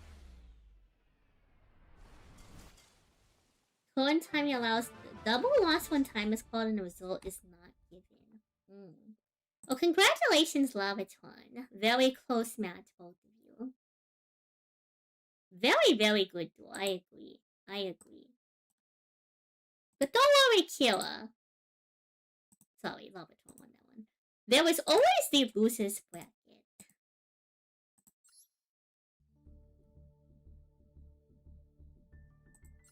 So let's see how the rest of the rounds played out. We have thank you for the point. So we have, let's see. Between Stork and Papaya, we have Papaya winning and moving on. Between Willow and the Valvis, so it looks like Dino is still here. And then between Souls and Leno, we have Souls coming out on top.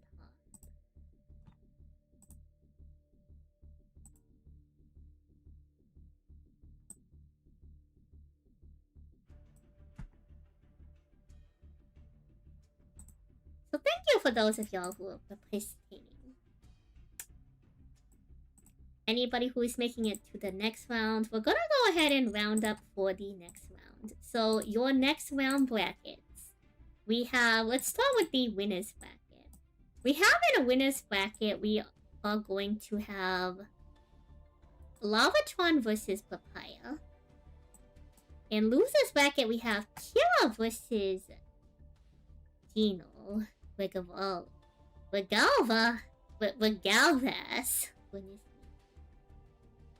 And then we have Mikey Stork versus Souls.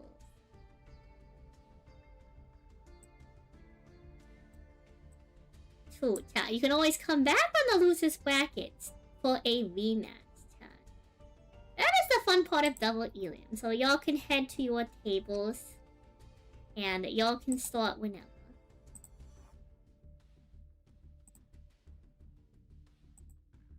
Oh, X, thank you for the 19 months.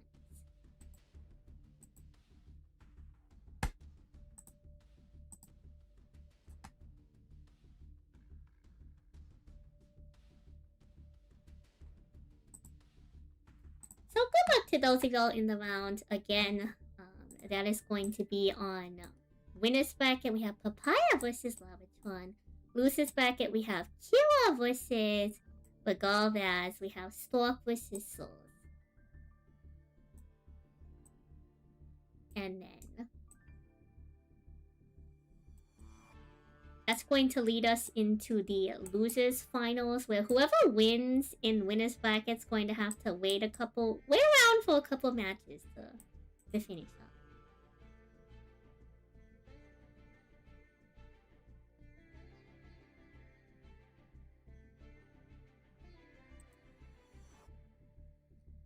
And y'all can get on dueling whenever y'all head on to the duel table.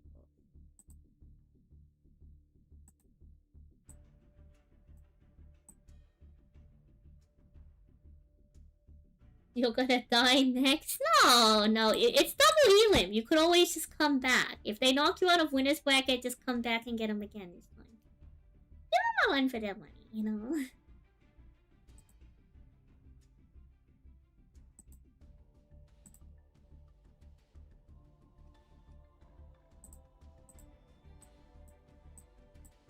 So, Stork and Souls, whenever y'all get a chance, hop onto a table. If you meant meet you at the end, like meet you at the bottom table, that's crazy.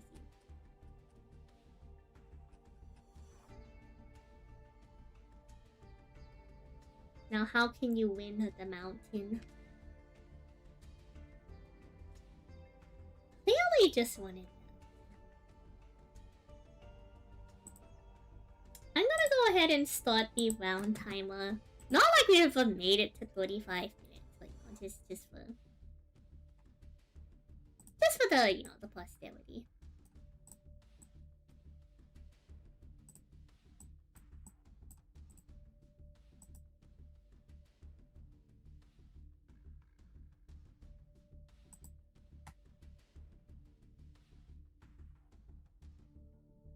And since we started the round timer, there was 5 minutes to get our last duel started.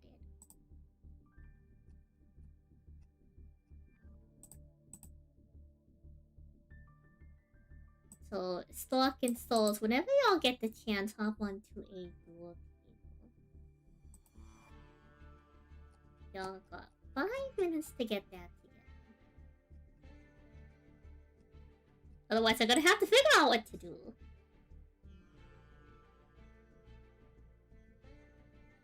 I swear y'all were just here.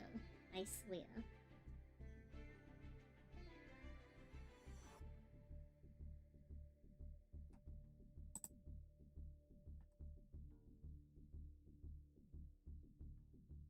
In the meantime, chat, if y'all aren't familiar with a double elimination tournament, what that means is in the current brackets, which is best of one up until finals, if you lose a match, you get placed into this secondary bracket you see here at the bottom, which is called the loser's bracket.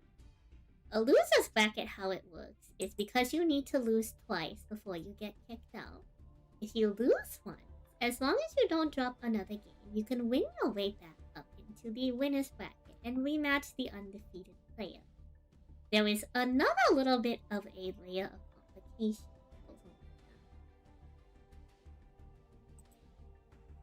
If you are the winner from winner's bracket, you only have to, in the finals, win one set. Because your opponent already has one loss.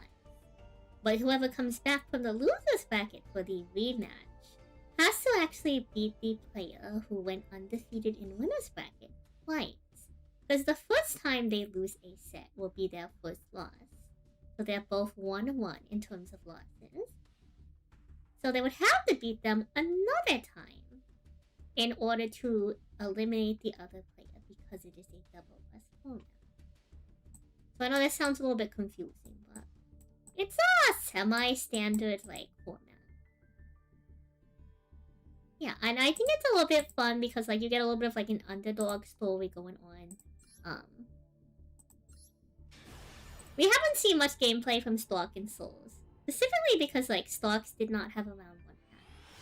And the last spectator took all rounds, so I want to try to make sure everybody gets in on the... Everybody gets in on the duel table a little bit.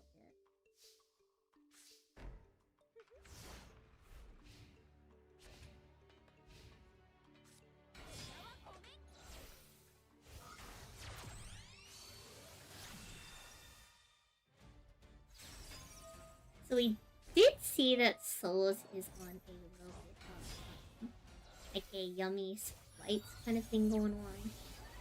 So we're going through the yummy line here, which if y'all aren't familiar with yummy, it is a pretty high power deck with a decent amount of gas. Yummies are level 1 and that turn into level 2 synchros or level 1. And they float out your other little yummy monsters from deck. They can quick synchro and float little bozos on your turn or the opponent's turn. Usually in response to card effects, depending on which yummy monsters you summon, you can interact with your opponent's board in a couple of ways. Yummy has a couple different field spells, one under which will boost the attack of your yummy monsters. So even though they're little guys, they get pretty darn big. So it does look like Stalk has at least one Amethyst trap. This could be a trap deck. This could be man. This could also be a couple other decks that actually do run. I've seen a few other variants run the trap, just to have a little bit more interaction on your opponent's turn. So we'll find out, of course. The Yummy board is pretty big, and when pairing Yummy and Sprites, the levels get pretty big pretty fast.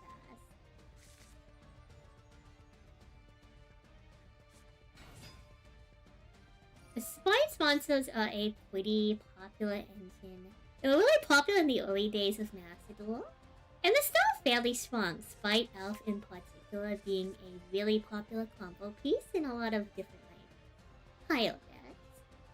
It's a fairly easy monster to reach, and it plays around level 2 and rank 2 monsters, or linked. Sprite Elf, if your opponent controls a monster, allows you to float a 2 or a rank 2. If not, you get your level 2 monster and float it from 3.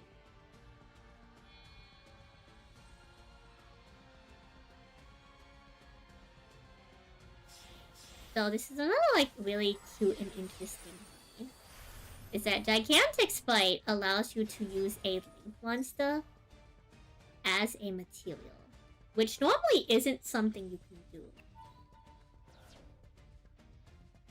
So we're gonna try to get a little bit more board space by going Gigantic Spite. And if this sword goes through, Gigantic Spite is going to be able to get us lines to a couple different things. We already have the Spite Sword in hand, so we're gonna get Spite Carrot. Another little subsection of Spite's cards is a lot of these little Spites, like Spite Carrot, Spite Red, and the Spite Blue. No, Spite Red. I think it's Carrot, Spite Red, and there's one more. Oh wow, and we opened Regeki, so it's like a very board with a young Spite. They have some pretty interesting effects. They allow you to basically, when tributing either themselves or another level, rank, or link 2, negate the effects of certain cards in your opponent's control. We also have exact lethal, so unfortunately these Spite Swords with the Yummy Monsters have a lot of gas. A lot of gas. So congratulations to Souls for bringing home that match. Mikey, thank you for playing.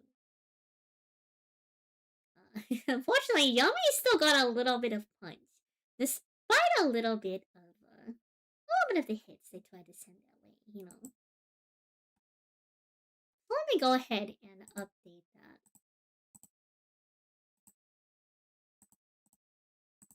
On our rankings. GG's to both of y'all. Let's see. Do we want to check out the rest of Loser's Bracket or Winner's Bracket? I think let's see how Loser's Bracket is doing, you know. We're gonna see who's going to make it to the next round to play off for Loser's semi-final. So how it's going to work is next round, the people from Winner's Brackets, whether they won or lost, are going to have a round bye to wait for the winner of these two matches to see who is going to fight the loser from Winner's Bracket in our last semi-final match. We have a little bit of Sky Striking hitting the board. So if y'all unfamiliar, the cutest new Sky Strikers card to meet the arsenal and strike the air zone is Sky Striker Ace Zero. This is an all-in-one combo piece, pretty much, for strikers. Ooh, we have MST. So Ace Zero can basically tribute itself to float out two striker monsters, which is Ray and Rose. Then it can destroy a card on the field. So we're going to try to chain Widow Anger here to stop Well. But unfortunately we have Spider. If y'all don't know what the Spider does,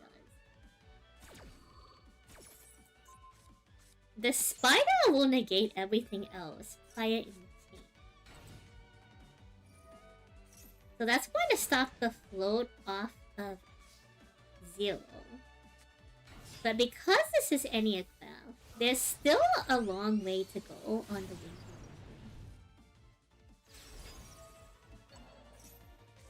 So we're gonna see what we have on Kira's end, if at all. Because if not, Sky Stalkers is gonna go off a little bit uninterrupted. We also have the really interesting and cute sort here of Ham, which is Sky Tracker's version of a kaiju, which you don't see played very often, but I will say I think there is merit to it more often in the current meta. Sky Strike is a very fan favorite deck for many people. And depending on how this plays out,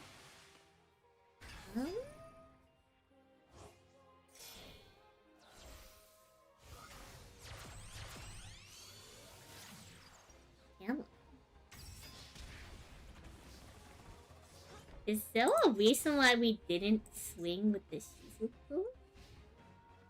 Oh, I guess it's an if, huh? I guess there was no proper timing in between the Shizuku and the float off of the Rosé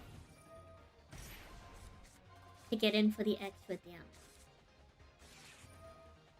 The dual walking board is gonna kind of hurt here a little bit, but I suppose it's fine.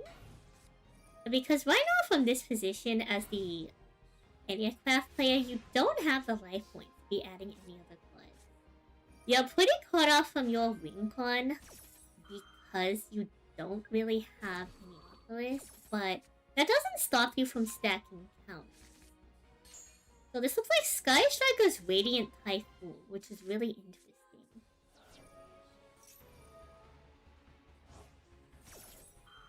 That's going to at least stop the pen zones that are going to be racking up, because, like... Ooh, we're gonna banish the MST.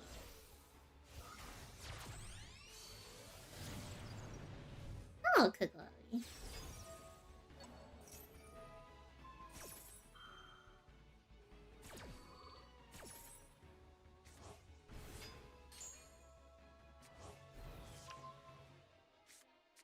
Ooh, this is pretty dangerous territory. With Kamala on the board, you just need to beat over 600, 2100 damage. Just needs to tap over the Kamala in order to get to a line to lethal here, so... Pretty dangerous territory for Kira here, but chat, the duel is never over till the last card's played.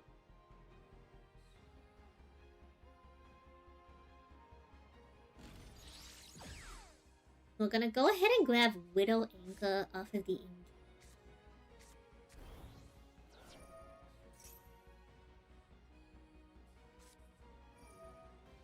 The Widow Anchor's gonna go ahead and stop the random one card vanish.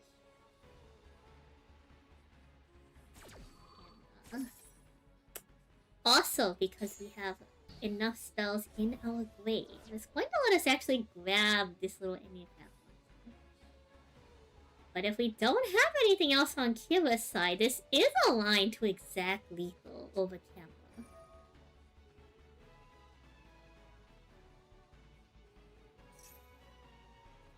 This is a good line to see if you can grab the face down. We don't know what the other face down is, so I don't want to call it quite yet, because duel's never over till the last card's played. It's not looking very hard on Kira's end.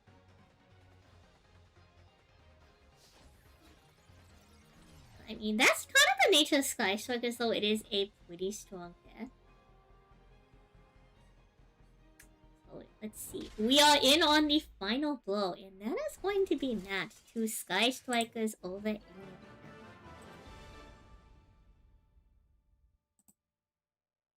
So I will go ahead and update on the standings. Kira, thank you for playing.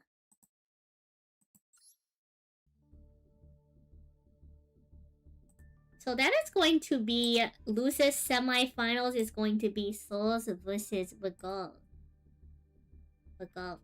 And so let's see how the top tables ended up.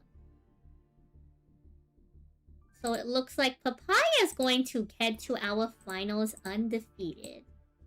I need you two, Lavatron and Papaya, to take a little bit of a break, because we are going to immediately go into the losers semi-finals. So how it works is we have Souls and Adino Regalvis on the duel table. They're going to play their match. Then the winner of this match is going to play Lavatron to see who makes it back to finals to fight their way out of losers bracket and challenge the undefeated Papaya. So I'll give y'all like 5 minutes, you know, just in case you have to like get up and do something. Well, thank you for participating, Killa. Sure, we'll have another tournament soon, Tia. You'll try to do your best, and good luck to both of y'all. Very exciting decks on both ends. Big Yummy fan. I haven't touched Sky Strikers, but I know way too many Sky Strikers play it. Far too many Sky Strikers play it.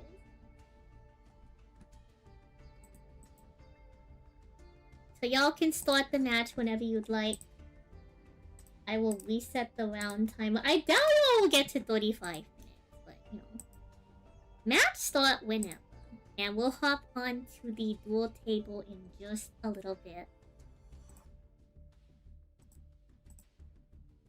In the meantime, I want to thank the rest of our players for coming out today. Willow, thank you for coming out to play Hoppin' in last minute. Mikey, thank you for coming out to play Hoppin' in last minute. Hello, Salty Pony. Welcome on in. Papaya, I appreciate you spending time out of your day to come play in the tournament. We know, thank you for coming out again to yet another tournament and playing. Kira, and thank you for making time to play in the tournament. Souls, good luck in your match. Dino, good luck in your match.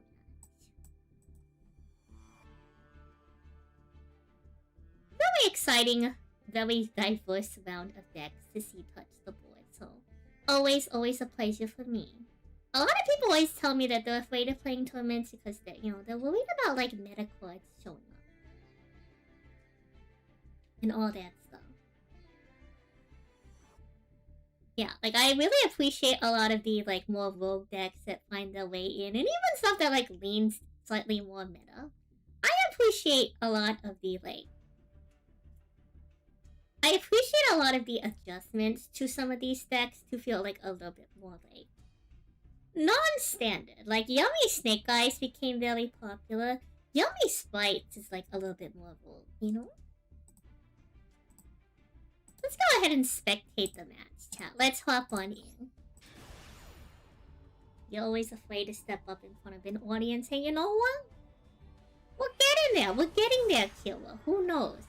Maybe by the end of this long journey, maybe you'll be streaming Yu-Gi-Oh! Sky Strikers is cute. Very unfortunate timing for those participation, those who had signed up but could not participate. Like Red Steel and Dusty. We were potentially going to see some Dragon Maids today. I was kind of curious to see what they were going to bring. We have a Ghost Ogre onto the Kagari, but we're gonna have a Mobilize. So that's gonna let us go into the Ace Zero. Ghost Ogre's not going to hit anything on the board.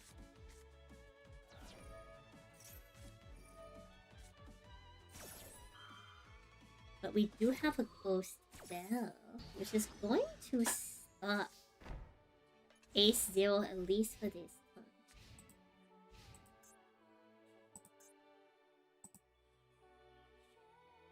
So we're gonna see what the top deck from Souls here is. We have a Lightning Storm. This is pretty good into Sky Strikers, whether you're hitting the back row or the monster lineup. This is going to at least either force the Ace Zero, assuming we have proper targets in there. Or that's just going to leave the board clear. As of right now, there are only 2 spells in grave. We have Lollipop coming down.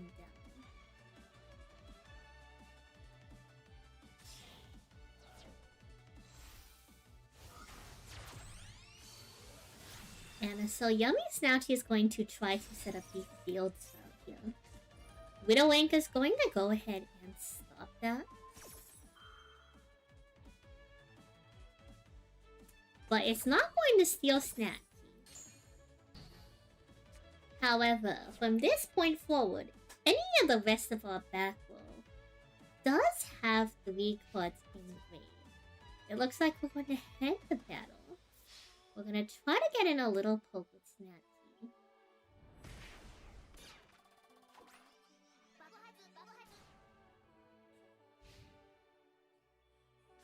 We're going to have 1 set.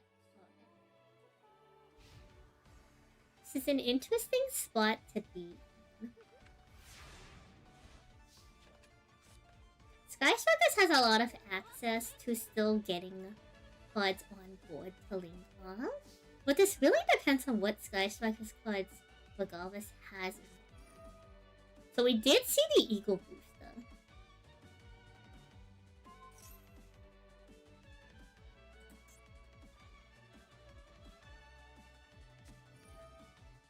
Huh. Interesting.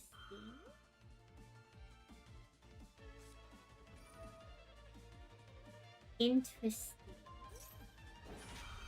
I'm not sure why we're building such a big chain off the Eagle Booster.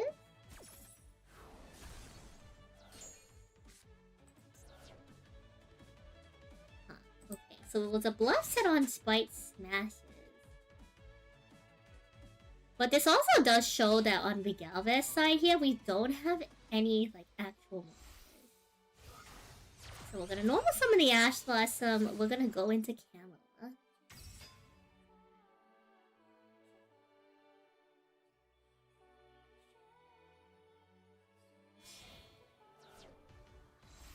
And that's gonna let us link off Camla to use its effect. When Camla is set to the grave, at least I think we can use her effect. Or not? Huh. Never mind. Going into Kagari though isn't like bad here. Like, it's completely fine as a Sky Strikers player. Like, you get linkage, so. You believe in your deck? Ah, okay, okay. Camp. Oh, the same Twin Sea Stone.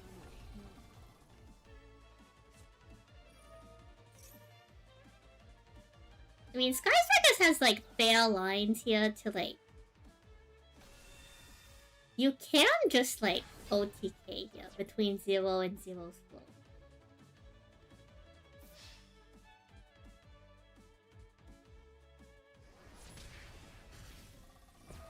So it looks like we do have the proper targets in there. And 0 also floats from Glade, so. Fortunately, Sky Strikers is going to be cleaning it up again. Oh, wait, it is one of those very resilient engines. Very unfortunate. It seems like we just didn't have a lot of gas on your side, Souls, which it does happen. Sometimes you do get some of the wrong combo pieces in your hands. You misplayed too much from the nerves. Oh, I'm sorry. I'm sorry to get your nerves up. But congratulations on making it to Losers Finals. So, Papaya, you're chilling for one more round, Papaya. We're going to see who's going to be playing you in the finals. So, y'all have 5 minutes to get your match started. Lava Chuan and Regardless. You can start whenever, but like if you wanted to like take a little bit of a break, like Regardless, you know, a little bit of a break, you're welcome to. I know sometimes playing back-to-back matches is like kind of a lot.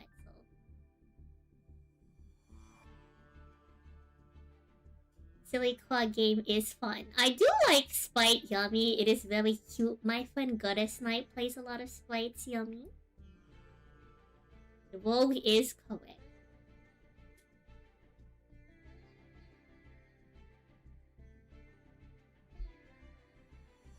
It's been topping a lot more lately in the current TCG next to Cool Toon. Interesting, interesting. Meta is garbage.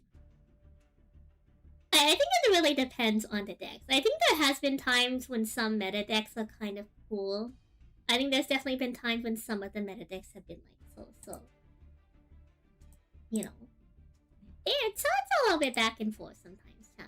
So we're gonna give them a couple minutes to get set up, then we're gonna hop into the spectate. And after this, it is going to begin a best of 3s in the official final. We swap over to a best of 3. Are you too late? Hello, Redman. You are unfortunately... You're not too late to watch. You did make it a little bit too late to the tourney. But I promise there will be more tournaments in the future. How are you, Redman?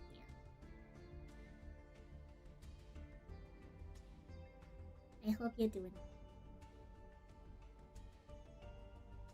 Totally awesome is too strong. I like totally awesome, but I understand why it was hit. I'm like a bomb like shock summon totally awesome type shock gamer, you know? I think some meta decks are definitely like a little bit more fun than others. Like I do think that like so a lot of people didn't like Snake Eye Fire King. A lot of people didn't like Snake Eye format in general.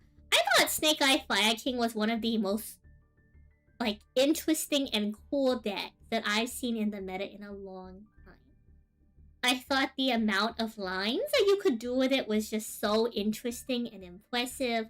People kept like improving on the deck. Like no one even thought to use Photon Galaxy Lord until like I think it was like a Korean player did that. Did I have to build a brand new type of deck for this? No. So anyone can enter with any deck that they want.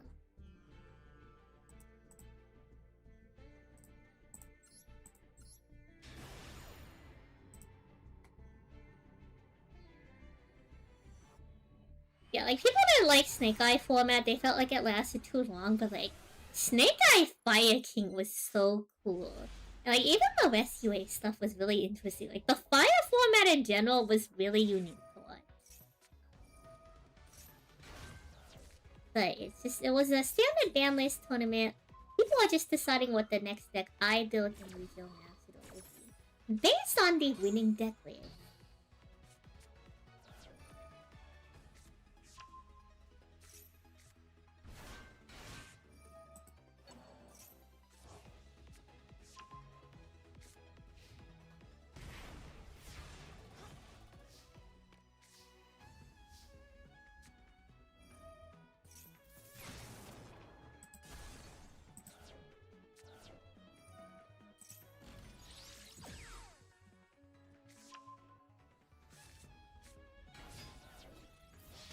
I wonder what's happening on the Celestial side of stuff.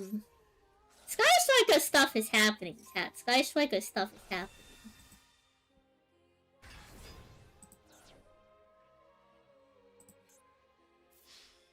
It's rough out here. It's rough out here. Lavatron, thank you for fighting the good fight.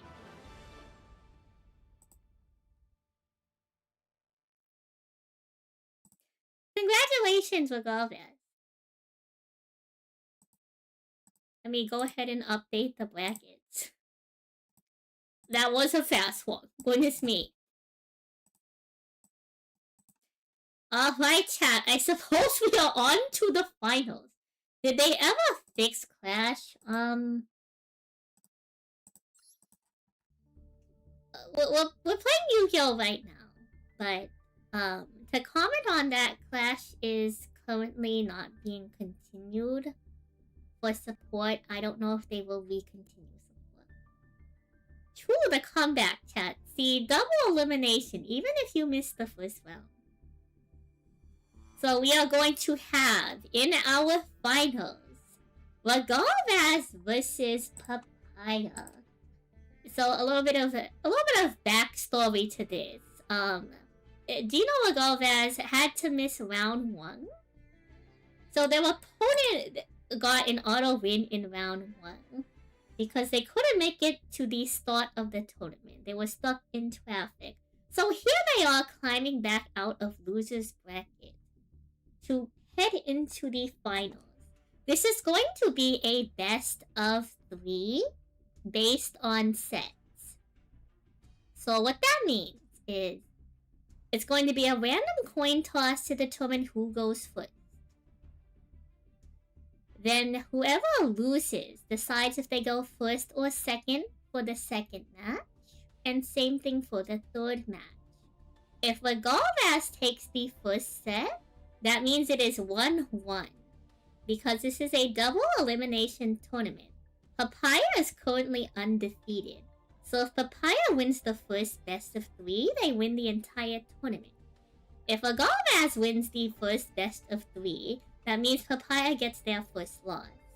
So they have to play an additional set of best of 3 so that Papaya could potentially lose and get their second loss. So that's how that works. That's how double even works. So at max, y'all are playing 6 games. At minimum, y'all are playing 4 games.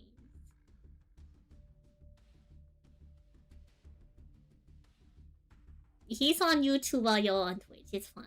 Y'all will easily communicate with each other. Surely.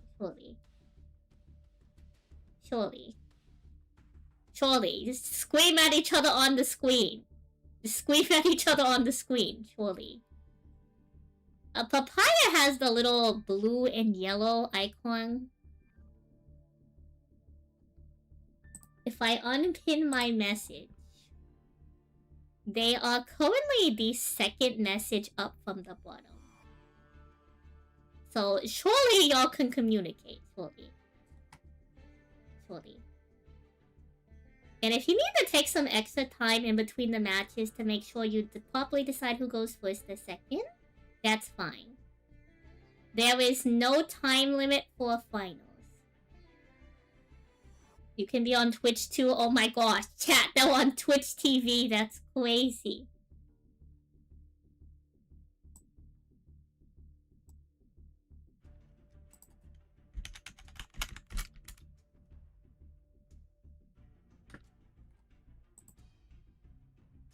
Like if every other Yuga player has said, if thing happens, it happens. Exactly. So just remember whatever happens during the match. Winner decides who goes first in the next match. So how it works is it's a random coin toss for the first one. For the second match in the best of 3, just whoever loses, just say I want to go first or second, and then whoever wins the coin toss, just make sure they go first or second. Pretty straightforward. So again, this is a double elim tournament. Right now, Regalves only has 1 loss, but Papaya has 0 losses. So if Papaya wins this first set, they win the entire tournament. If Regalves wins this first set, we have to play a second set of best of 3. So y'all are welcome to start whenever you are on the duel table, and good luck in our San Salie June 26 Build-a-Deck Community Tournament Finals.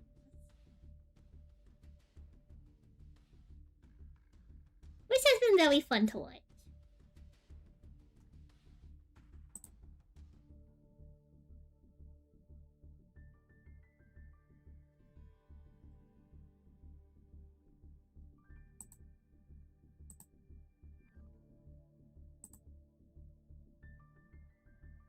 And there's no time limit in the finals. The only time limit you have is the Master Duel time limit. So if one of y'all times out, that is, like, also a valid win.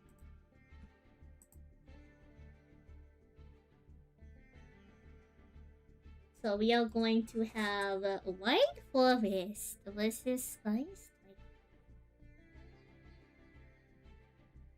Good luck to both of our duelists. And, you know, chat, I think on Twitch chat, let's go ahead and do a prediction. Who will win? And you know what? I can also do a... We can also do a poll on YouTube.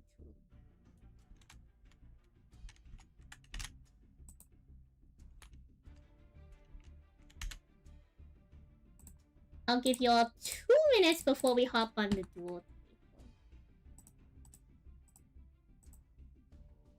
And then let me get this up for YouTube for y'all to do a... Y'all can do a poll.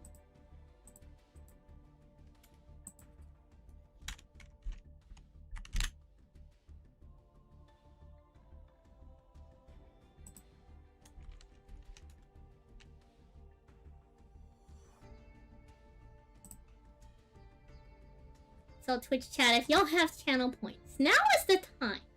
Now is the time to wager them.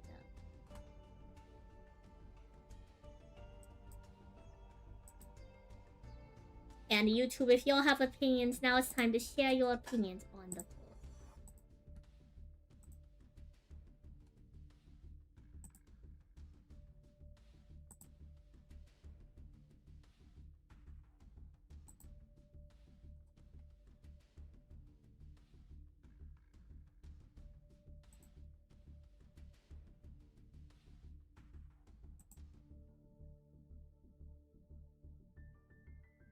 And once the predictions are done...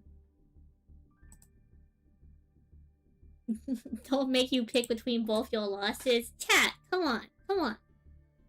Chat, contribute to the gamble on Twitch TV. Goodness me.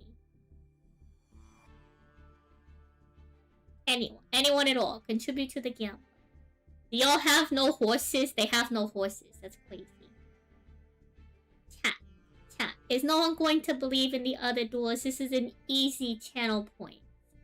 Any 10 channel points that you throw on the board can easily net you. Chat, come on, come on. That's crazy. That's crazy. Hey, Diagonal, thank you for the follow. I don't know if you got enough points to get in on the not the spectate, but the I don't know if you got enough points to get in on the prediction, but I appreciate the enthusiasm.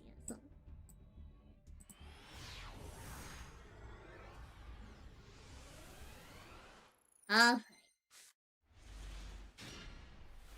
It looks like we have Papaya going for it.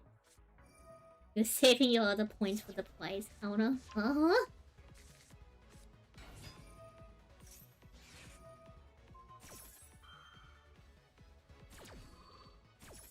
You have 5s with the field center. Oh, thank you. That's a great question.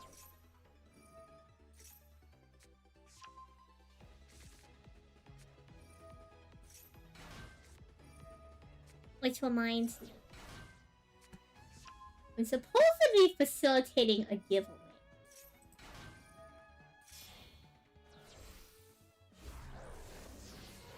The problem is, I don't know if I have like a good tool that lets me do a giveaway between both Twitch and YouTube. Hello, Effie. Welcome on. So I think clearly the fair thing to do is do it one giveaway based on the people from Twitch and one giveaway based on the people on YouTube. And I suppose if there's an overlap, there's an overlap.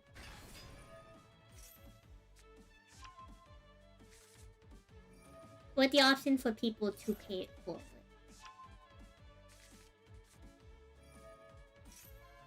Yeah, problem. What is the giveaway for? I have anniversary merch packages that people have donated to give away to the community.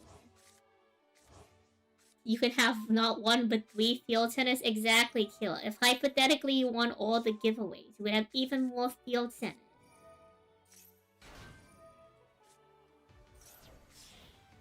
You're definitely messing up your lines. Oh, don't say that, chat. Who's never over till the last Let's Play? Surely you'll be fine.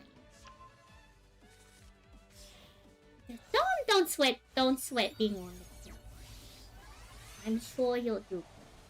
And if not, you do have the benefit, Papaya, of being up 1 point. So you just have to win one of the 2 sets. Regardless has to win 2 sets back to back. Which, you know, chat, the people sometimes love an underdog story. The people also sometimes do just love miscellaneous death.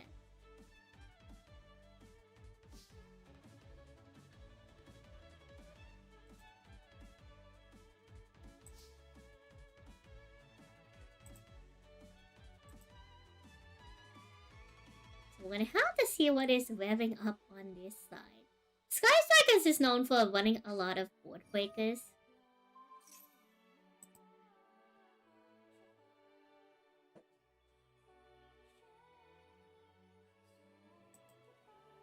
And even without, like, board breaker cards, it is still a, like, fairly decent deck at being able to power through a lot of boards. We have Gaze of Timaeus. So I wonder if we're gonna use that to try to actually tag out the Baron. I'm not sure if Baron is a proper target with Fusion because it is a warrior. No, it looks like we're just gonna make the Dragoon here. Which is going to be really rough to have to play through. we have Hornet Drones coming on in. That is going to get us our Sky Striker token.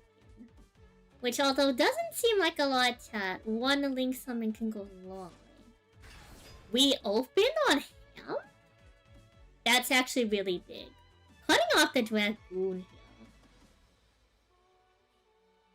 is going to hopefully open up a lot more room for Sky Strikers to get a little bit of edge on breaking the rest of this board. What is this end board? This is an end board of all time. We still have 2 face down. Dragoon was here, and Dragoon is now Dragon. But don't worry, chat. Duel is never over till the last card's played. Kagami might be here on the board. But we still have 2 faces. So it looks like we're going to try to add back the Hornet Drones here. And we're going to try to get Hornet Drones to likely get us up to a 0. You rarely see someone use this card. It has definitely done a lot, actually, this tournament one. It really came in handy for any account.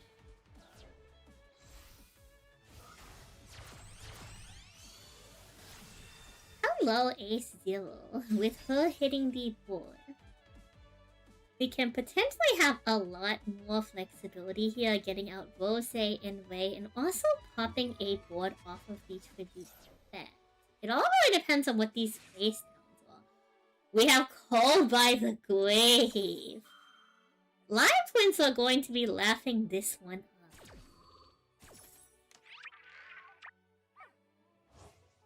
That is really rough on the Sky Striker end.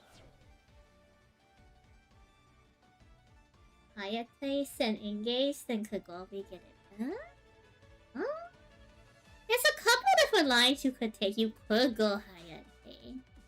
But I think the reason why we're going through Kagami into A0 off the Hornet Drones is because we are probably cut off from some of our other spells.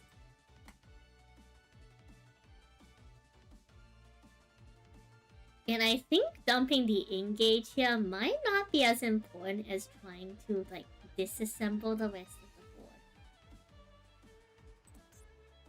Because right now, Baron is negated off of the Widow Anchor, but that's only until the end phase. Yeah, like, Hayate sometimes is a line, but it is a best of 3, chat. It is a best of 3.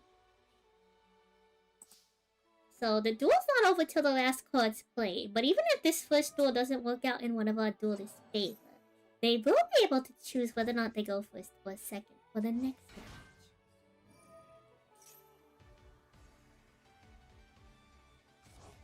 Yeah, the Baron here is definitely a pretty big board beast to be staring down. The call by very unfortunate. Very unfortunate. Which I believe modern called by a 1-of.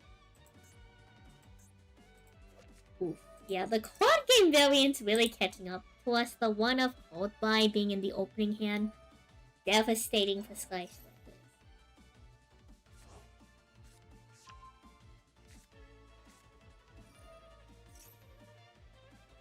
We have the Azamina stuff webbing up. Quad can never go back to 3 in any format. Yeah, it is kind of a problem card. It is kind of a problem card. Especially with the lingering effect. Like, not only do you cut off the access for your opponent, you essentially, for a lot of modern hand traps, also insulate yourself from being interacted with by the same, you know, card.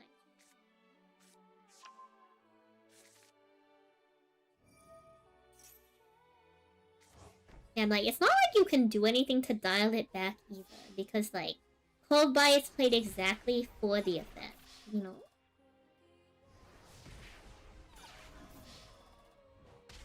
Alright, so it looks like the game 1 of our first set goes to Papaya. So Regal vs aka Gino is going to be choosing if they go first or second for the next match. Congratulations on your first win, Papaya.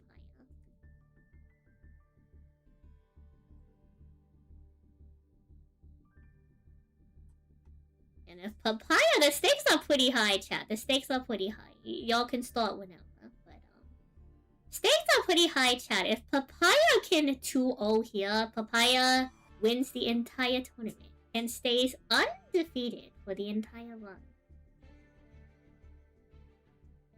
Which, honestly, chat, Whitewood's pretty expensive deck to have to build up.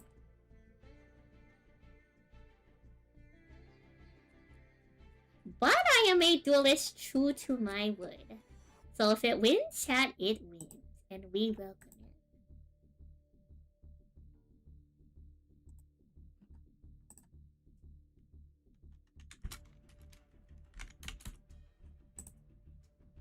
So we're gonna get down a little bit to get the duel started before we hop on to the spectate.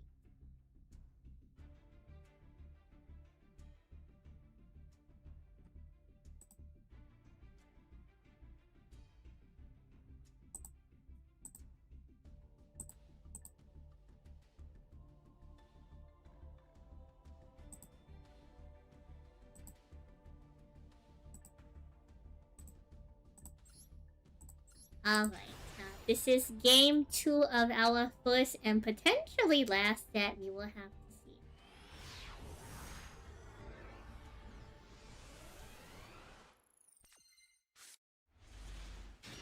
I guess technically at minimum, I did say minimum 2 games, max 6 games. Ooh, we have Max C, met by an Ash Blossom.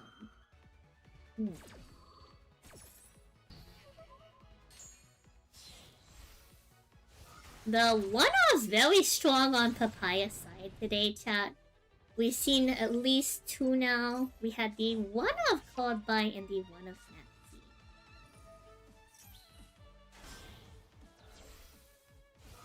So we have Kagami here going into... We do have the Hyatt.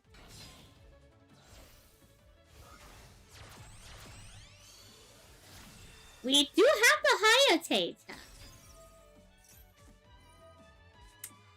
But now we have the Ash Blossom on Ace Zero now. Which isn't the end of the world because Ace Zero can activate next turn, but...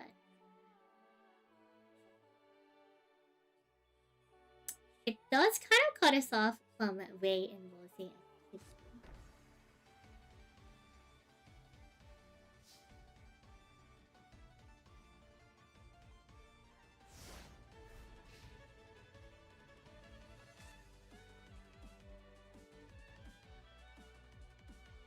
But we'll have to see, chat, because the duel's never over till the last card played. We are going to have Wanted come on out. And ooh, we have a ghost spell for Wanted. Okay.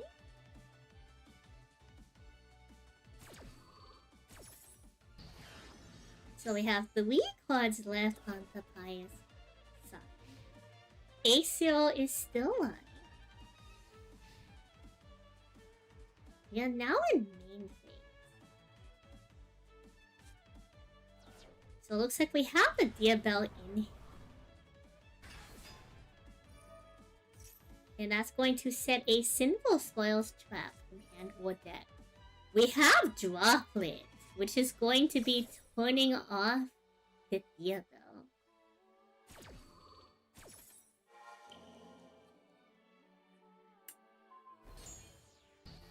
Now, here's like an interesting position. I think immediately following that, you would want to potentially pop that so they can't just go into the Dark Magician of Destruction. But maybe you are going to say that's fine as the Sky Strikers play out.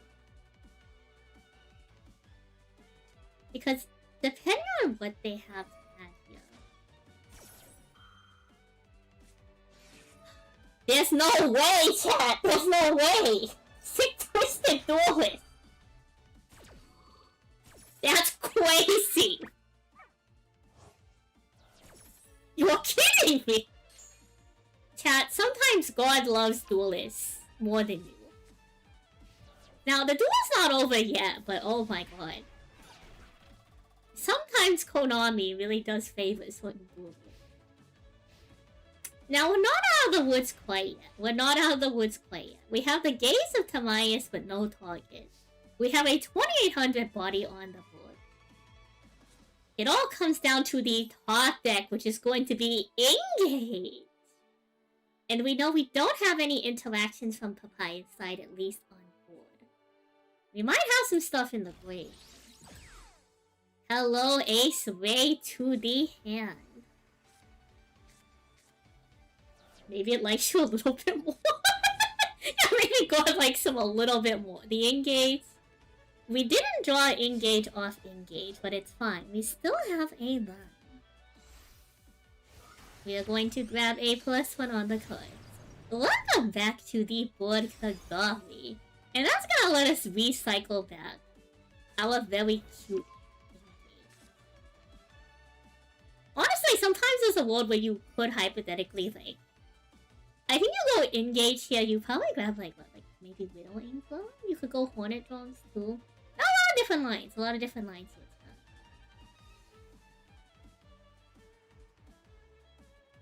Save Engage because no Discord for Dragoon? True. True. So we're gonna have to see, chat. We're gonna have to see. Match is line. Match is line. That's crazy, though. The core.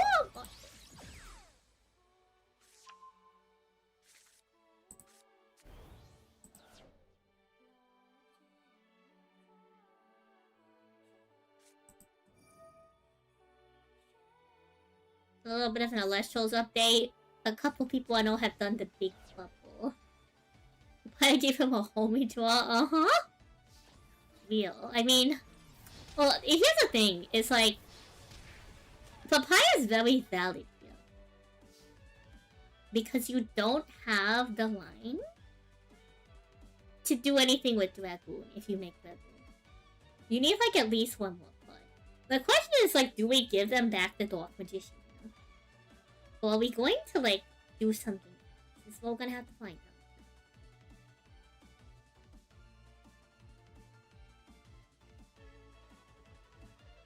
Like I always say, chat, duel step over till the last card's played. Okay, it looks like we're linking it off. We don't want to give any resources if we can. So, little SP Little Knight. It's gonna let us banish? What are we going to...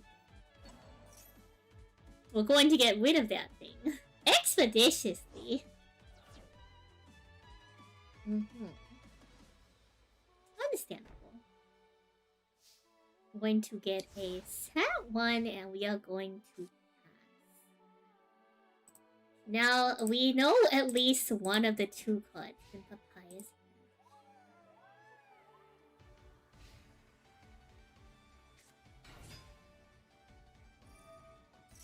And we top deck the silk.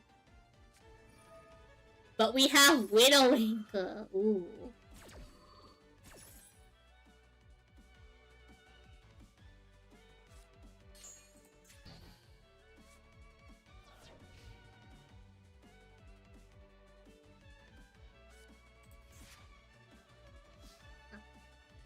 Okay.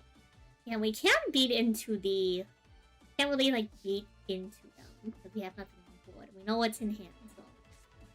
We're gonna pass here, and... To be honest, it's not looking super hot. Again, the duel's not over till the last card's played, but I think the line's pretty clear here. Lines are pretty clear. We have Sleep?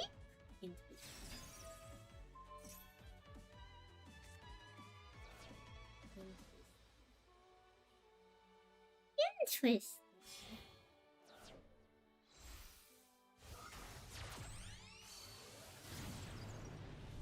Hello, Coco.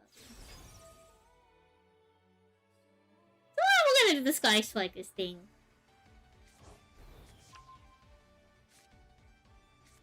Oh, Frostbite, welcome on in. Hello, Engage.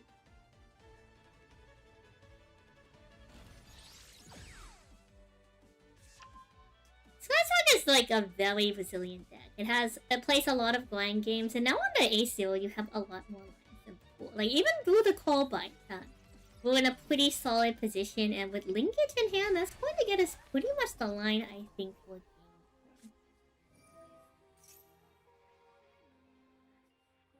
3. You're doing the Luffy Blackbeard thing. Goodness me. Hello, ACO.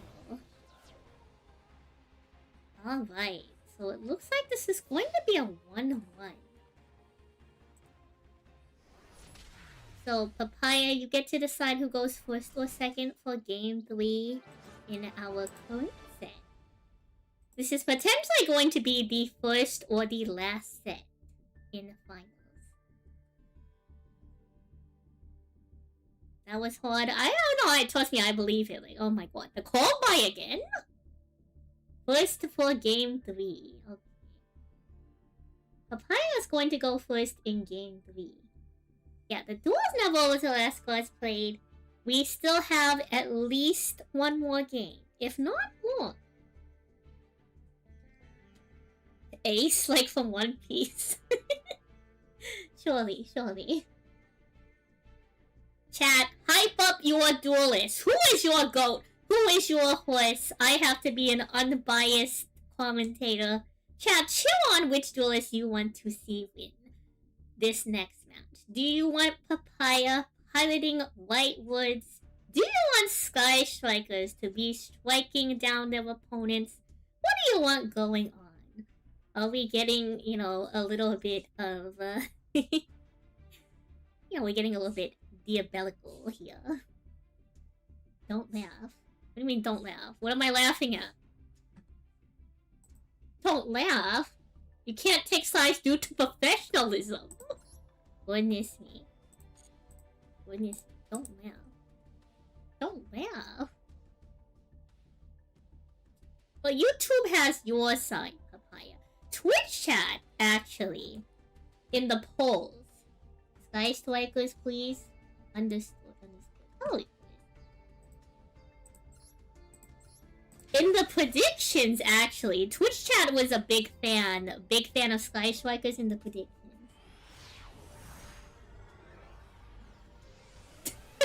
Lavatron says, Papaya, I know we had our differences, but today, you need to win. True, some people do like the underdogs. Is that a witchcraft? What kind of sick, twisted rule is? What kind of sick, twisted duelist?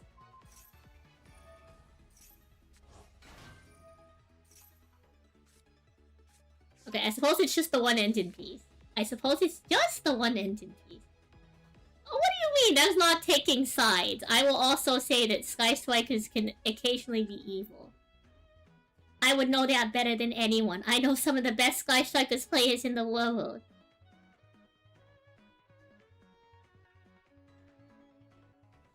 Okay.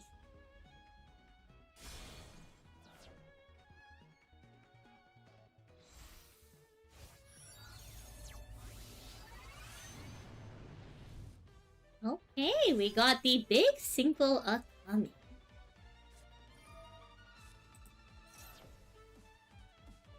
So this is the Magistus side of the deck. We didn't see too much of it earlier, but we're going to see a lot of it right now. Or not. Ash Blossom is coming down.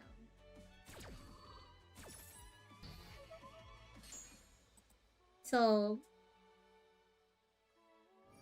what this deck likes to do is it likes to equip monsters to this big guy you see here.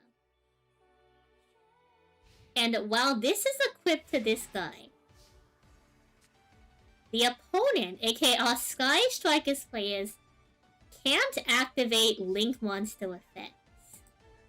So right now we are trying to push down the Link. If we have a line to some of these Sky Strikers tools, we might be able to deal with this. But it really depends on what they have in their opening. This is one of those moments, chat, where like as a duelist, you should probably learn to be. Probably. This is a pretty solid start off Hornet Dawn. It is an additional starter for Sky Strikers. It adds an additional spell into your grade.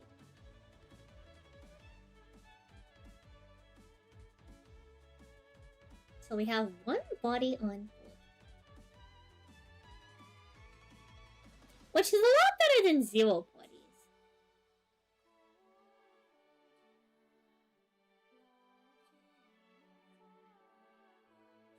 Oh, that's crazy, Lava. That's crazy.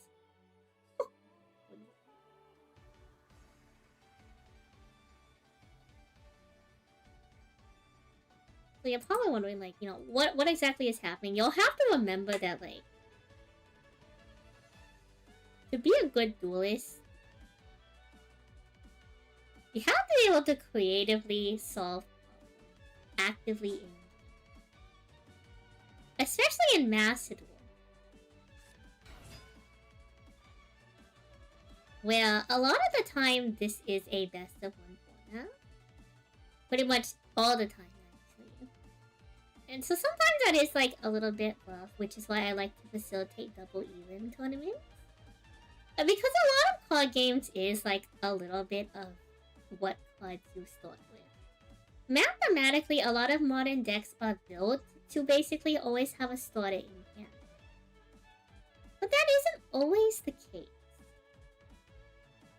And even with that in mind, you can't always be running every single deck to deal with every single problem you're faced with. So here we're really testing how well these duelists know their deck. And how much they can push through a lot of these, like, unusual. You think this is the first match for the Eclipse system? Maybe.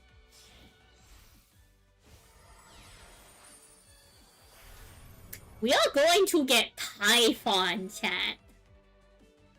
Oh, that's banger, chat. Typhon. This is also like this is the scenario, chat, where like it pays to have monsters in your deck that aren't all, like your extra deck, that aren't all the same. Like, of course there was no restriction on summoning here, but like Typhon is a great example of like when you face certain decks that can put you on summon restrictions.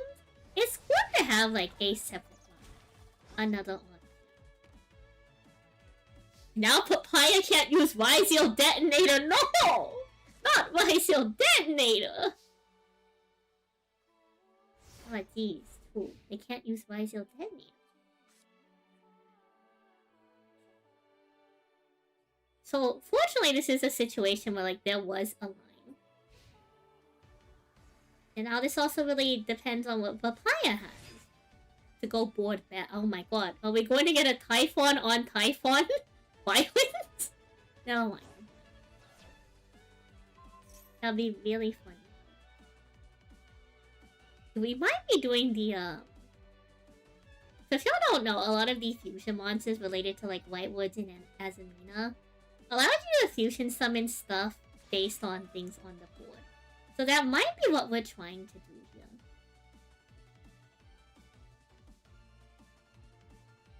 Now we have the cold buy, chat. How the tables have turned. How the tables have turned. We, aka... If y'all didn't know, the like last 2 matches, the Golfist Sky Striker player has had to play through like 2... Oh, by the way.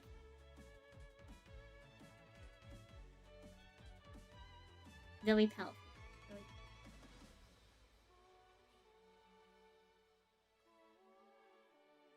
This is a pretty interesting hit here.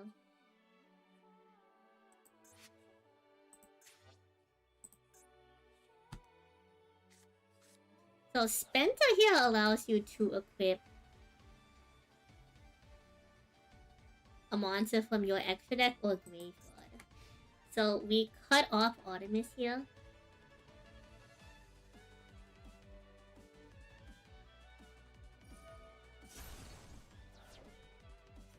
This is a pretty interesting equip spell, actually. So Volley allows you to just destroy a monster at the start of the battle step. So even though the Molchami for Alos only boasts 100, it was able to at least get Typhon off of the board. Meanwhile, you normally don't see a lot of people go Amasu, but it is a pretty... oh my god. Oh my god, the Fallen and the Virtuous! That's crazy. That's crazy! Albion! Chat, what's Albion doing here? Chat, what's Albion doing here? Goodness me. Goodness me. Hello, Kagami. So we're gonna grab Hornet Dome. And depending how this goes, chat. Depending on how this goes, there is potentially a very solid one here to lethal. We don't know though what cards Papaya still has.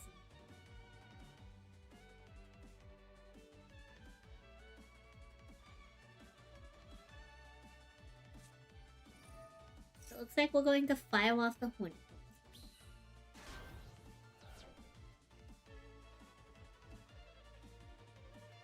Not branded? That's crazy. How could we possibly have branded in the tournament? Who is he? Hello, A0.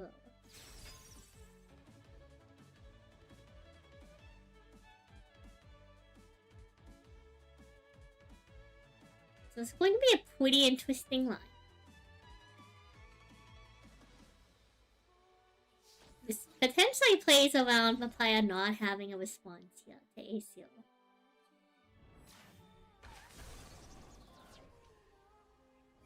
And if there was no response... okay, Fualos... real.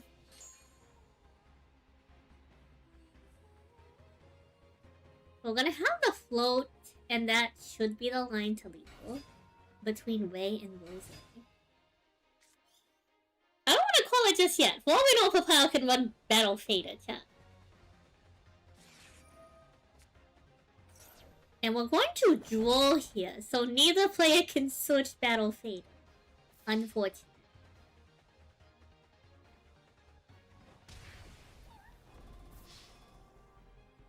Alright. So it looks like our first set is going to be going to the Gov.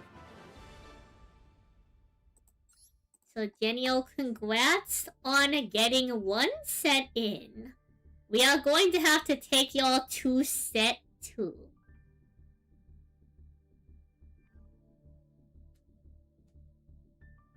It took a while to see the out there. Very impressive, very impressive. So chat, for those of y'all who believed in Regalvest for the first set, congratulations. You predicted correct. We're going to get another prediction on the who will be our champion. Because it looks like we're going to have to go to set 2. Which I am all here for. So this is now, both players have a loss. So it is going to be the final set. Game 1 is going to be randomly decided as to go who goes first or second. Subsequent games, as we have been doing.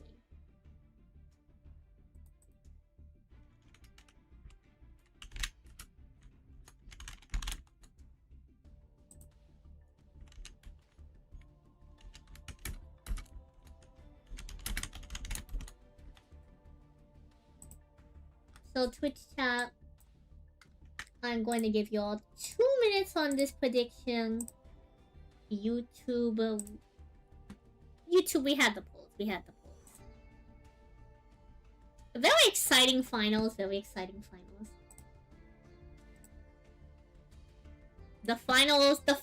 finals is finally here. YouTube was really rooting for Papaya. So YouTube is hoping that Papaya wins. But regardless, you got some people in your corner too. On YouTube, we got 12 votes split between 58 and 42. So it looks about 7 to 5 people. 7 to 5 people. Twitch chat, get your gamba in, get your votes in for the finals. As we head into finals. The final of the finals. You know, the final of the finals. As one does. You've won all 7 today. That's crazy. Hello, Win. You opted out of the tournaments. If you got another Build-a-Deck, chat would light you on fire. Okay, but Win, if you earned it, they can't argue against it. Hello, Dog FP. The stakes truly have never been higher, chat. Vote in the Gamba. Who will be our tournament champion? What deck am I building next in Yu-Gi-Oh! Master Duel? It is underdog versus the champion, and that is the best part of Double Even. Find out next time on Lobster Ball Z. Just kidding! Find out today on San Salie! Enters Tony with 11 disruptions, Dark Magician, and board. Look, if you love your deck that much, it doesn't matter if your deck is meta or not. If y'all believe in the power of your deck, surely it will perform, surely. And if not, I hope you're having a good time. Because I'm always having a good time. It looks like Papaya chose to go first. We have an immediate ghost spell into the Sinful Slayer. I mean, wanted.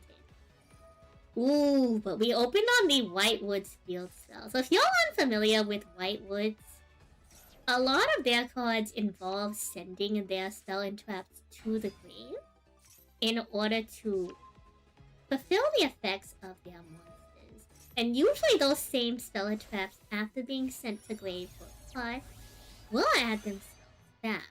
It is a deck with a lot of different lines, a lot of gas, and it makes pretty formidable endboards. You have a lot of lines to go just straight into the synchros.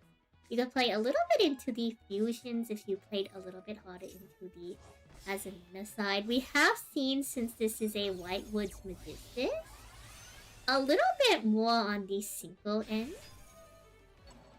So we have the Diablo White Force Queen coming out that's going to add us back wanted. And the Magistus engine is pretty much grabbing us the rest of our spellcasters. Whether you want to take that on its own to go into, we've seen the Dark Magician into Dragoon line is an option. We could go straight up through the Whitewood board. Really depends. It is a deck with a lot of gas, a lot of lines, and where people fail in it is sometimes you just don't take the correct line. Now we saw this last game, and this has a little bit more backing up on it. If y'all have never seen the Magistus cards, a thing that their Synchro does is their Synchro 8, depending on what cards are attached to it, negate your opponent from activating effects of those monster types. So because they know their matchup in this one, Papaya that is, they're able to set the Blink monster, but also grab out the Fusion, I guess, in case it's a Fusion. Whatever else they want to pretty much, you know, push back into the Spell and Trap zone.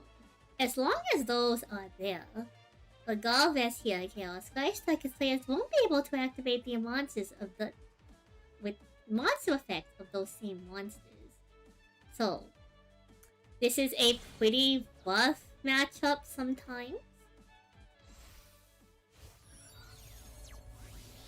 We did see them solve the board last match. But it really depends on their opening hand as to whether or not they're able to break the board again. Because last time we just had the single pass on the Magistus single. Now we also have to deal with the rest of the Whitewood board. Yeah, the Dog Magician Whitewood's Forest Assamina, that one's like pretty standard. This seems to be more of like Magistus leaning.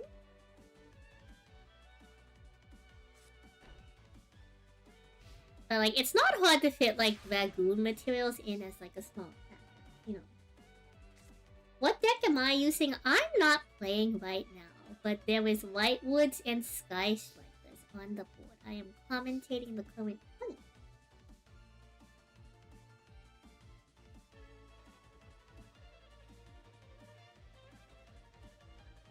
How do I join these tourneys on Discord? I usually post about them on Discord beforehand.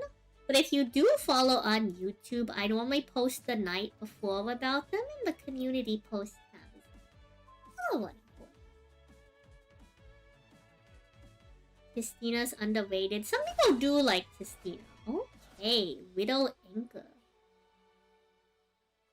That is going to help us make a little bit of headway.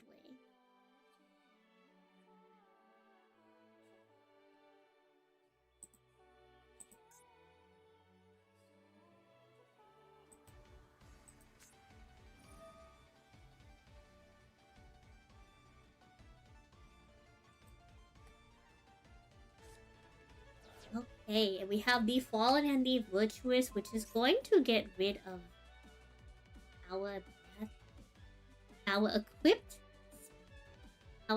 monsters. Because again, a lot of the Magistus cards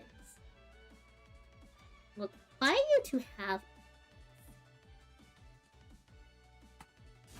Now specifically the fusion here.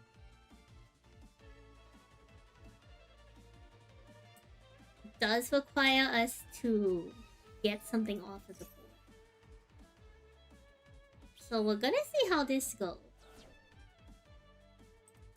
A nice thing to know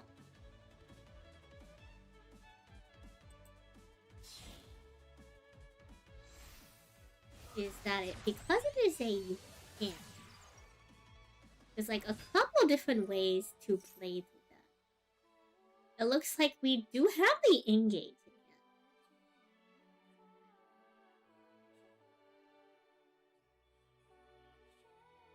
Tistina's about being eternal.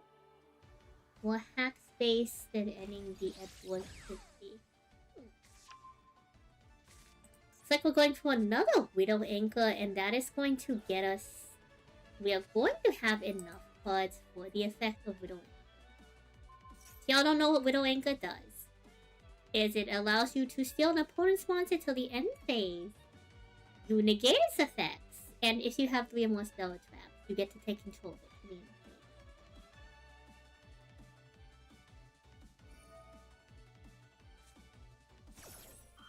Looks like we're going to chain to the Widow.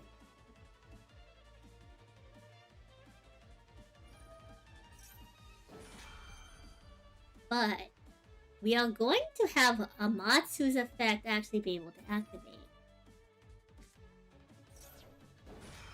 But that's gonna let us chain. Ooh, but we have Maxi. So that's gonna let us chain our Magistus card here. It's gonna send itself so it can't be taken off of the Widow Anchor. And also to negate the effect of our Sky Striker's linkage, which would turn into a replacement effect. And then they also get to destroy a card on the field after.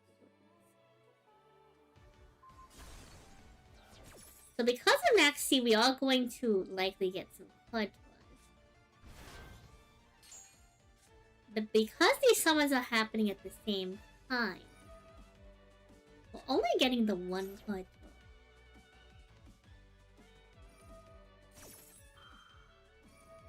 draw. And so the Chain Link 2 here, y'all can see a little bit more of the Whitewood's engine.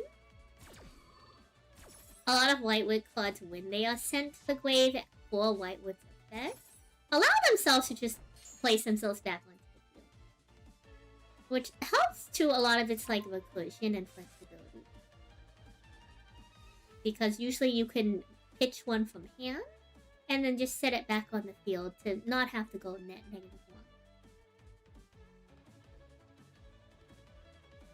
So we got a lot of interacts out from both sides. We still have a normal summon from Regal. Whether or not we have a monster to facilitate that though, we'll have to see.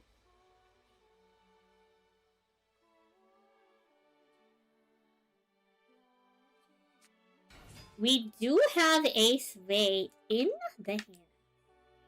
Hello, hello, Ace Ray. Welcome to the board.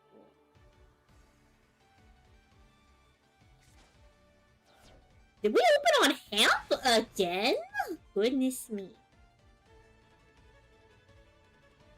Though this does leave the question as to, I suppose we drew the Hamp off of the sea. That's my assumption. That's why we didn't just open on it. We're going to try the Kagari. With no response, that's gonna let us grab Engage. And Sky Circus Mobilized Engage is a soft once per turn. So as many times as you could get Engage back into your hand is that many times you can use Engage for the turn.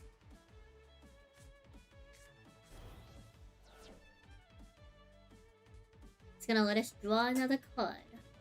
I'd imagine we didn't draw into another Engage, because if we did, we would slam that down immediately. So no Engage into Engage. But still looking pretty solid. We're going to try to get our Synchro off of the board here.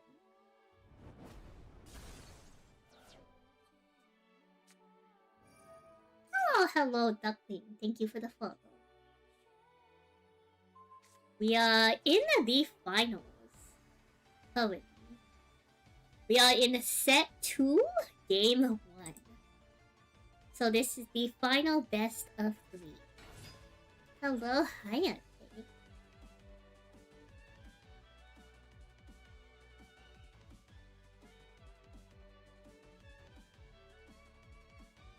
So pretty back and forth between both players.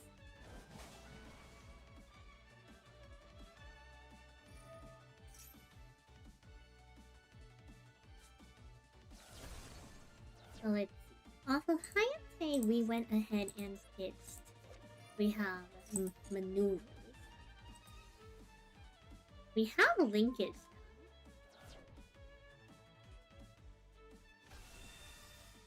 Hello, Ace Zero. That's going to be cleaning up the Hamp we set on there.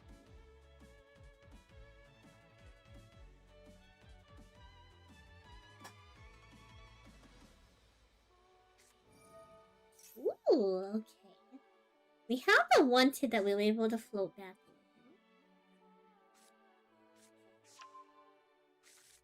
We're just gonna try to get that cycle through, you know.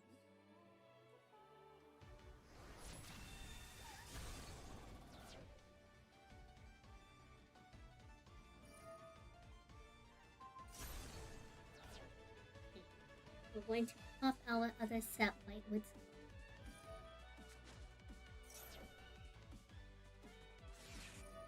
We have a Fuwalos in here, so we are going to float. Off the float from deck for the Rose, we're going to be able to draw one.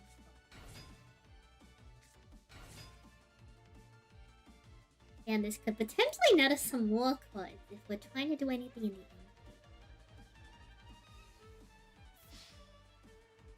Which honestly a Shizuku angle could be real.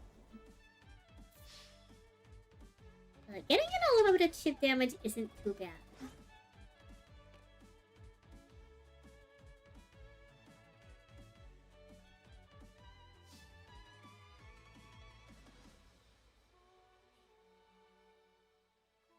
So it's still anyone's game, chat. Still anyone's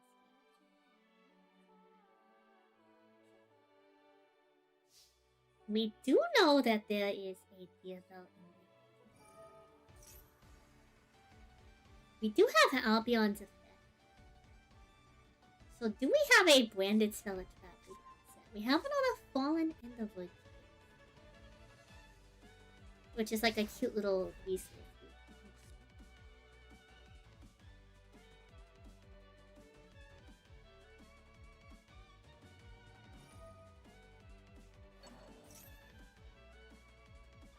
We have Sylvie, which Sylvie is a big part of the Lightwoods engine, and why part of the deck feels like it has so much gas? Yes, it can play a pretty big one. There's a lot of occlusion. We were waiting out the A-Seal so that we could get the Sylvie back on board. Let's try to shuffle back one to draw a card. Oh, rather, bottom deck. Oh, dear God. Interesting that we decided not to pitch a card from hand. Get Duel.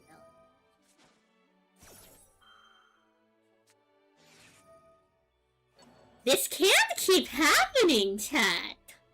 What does this mean?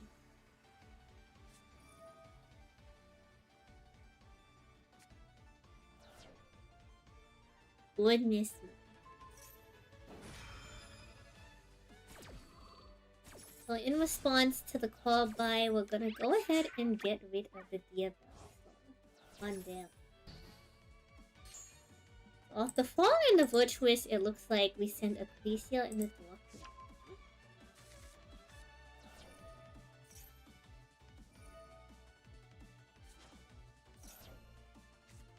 Okay. Duel in hand, so we have Duel in call by. We have followed as a move.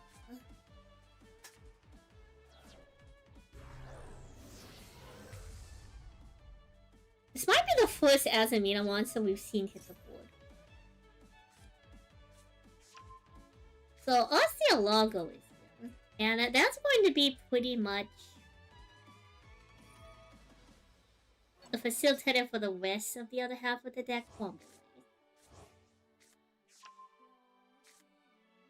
The duel still isn't over though. We do have to still go through all the lines to properly build up. Rose is on the board.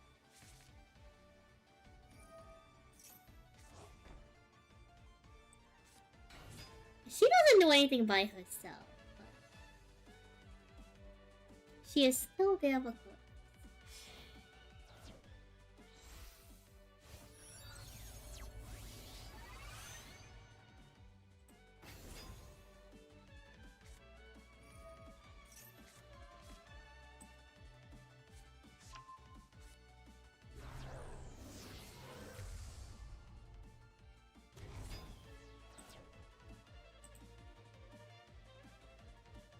The board is slowly building up. We do have to try to close it out. Sky Strikers is a very resilient deck, so chat, hypothetically if you give it another turn, who knows how it will turn out.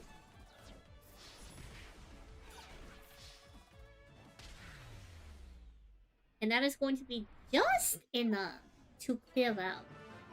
So we have game 1 of the second set going to Papaya. Regardless, you're going to get to decide if you go first or second in the second match.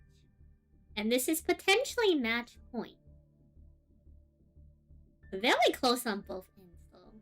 Be called by putting in some insane work. You're going first now on this one. Alright. Regardless will be going first, so y'all can head onto the duel table whenever y'all are ready. The evil stepmom deck's crazy. I mean, both decks have a very strong grind game, a lot of flexible tools, and... well, Whitewoods has the gas to only break through boards. Sky Strikers has the pieces to break through a lot of boards. So, very close games for pretty much all of these games. I've been having a great time watching the duels shake out. So we are heading on into game 2 of our final set in the finals. Again, good luck to both of our duelists. It's been an exciting tournament. And it is lovely to see some ladies' decks hit the board, chat. We got ladies all around. That's evil. Something, Konami loves some duelists.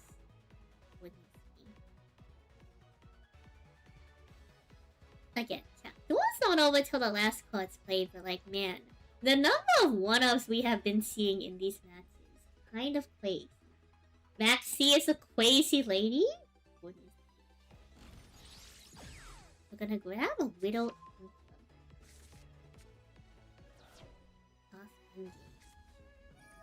We have another engage.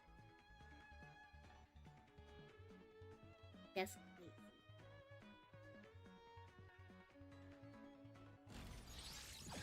Shock cannon.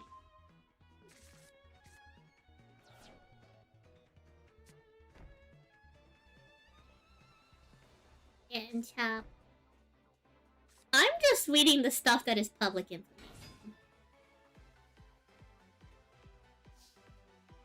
Hello, Sky Striker Ace Way. That is also the other strong thing about Sky Strikers. Now that they have Ace 0, you actually can play around the Maxi. So we're going to try to Ace Way in the draw phase now. And that is going to go off. Maxi or Beloved. So we did have to take a little bit of a different line here because of the threat of Maxi.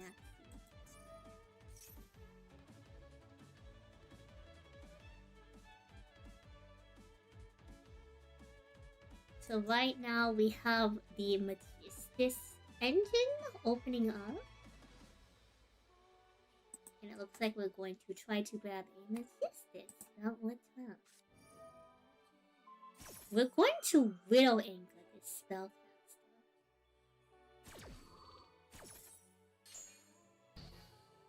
So keep in mind it is a spellcaster.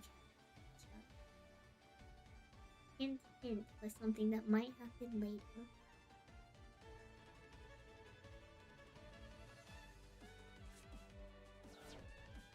Looks like we have the Diabell in hand.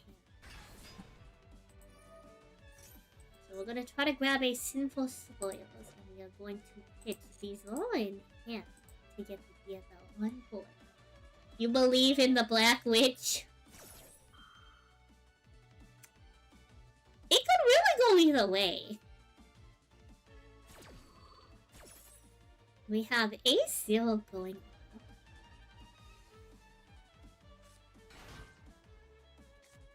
So we're gonna summon Ray and Rose in defense.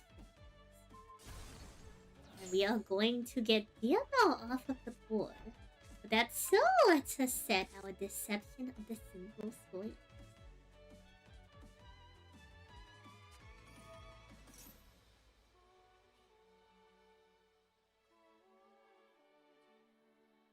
Okay, we're going to activate it. Nothing in response to the activation. We're going to attempt to tribute. Nothing in response to that. So that's gonna let us add the Hollowed Acid.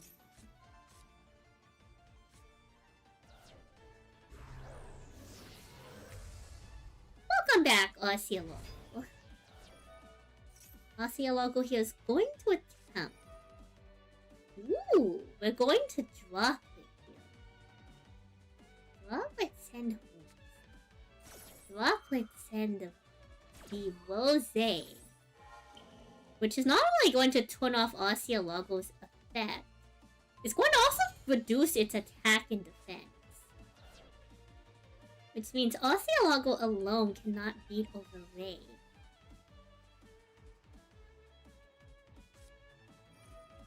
Oh my god, we have triple tap. It's also one of these decks, chat, I swear. It's always the 60 card decks, chat, that have triple tap glued to their hand, I swear. Hello, LJ. Looks like we drew into the gaze of Tamias. And we're going to pitch that to try to get our engine ready. Lucia is here, and we do have a White Woods monster. We are going to tag out our Cielago to add back Hollow Azamina. You're on 40? That's crazy. I was told that someone was supposed to be on a 60 qualifier.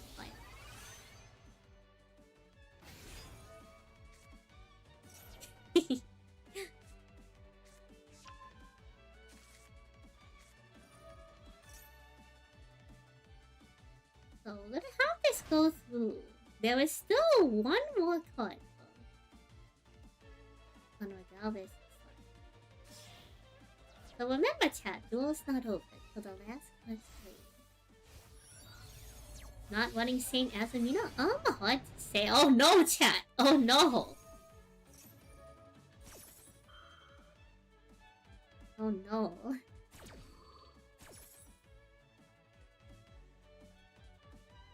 Exo deck too tight.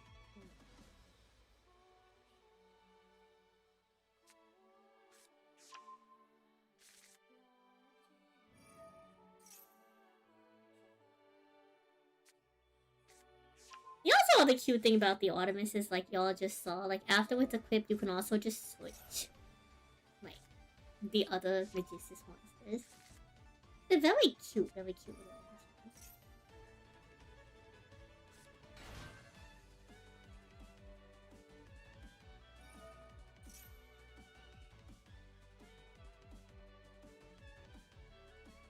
So we're gonna have to sit back, relax a little bit, and see where this all goes. Okay, okay. We got a fusion summon upcoming. And we have the invoked Magistus. Which is going to come down and attempt to banish Ray. And that attempt is going to be successful.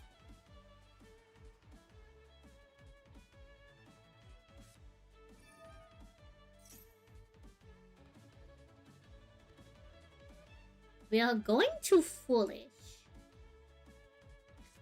a spellcaster monster. And our target is Witchcrafter 10.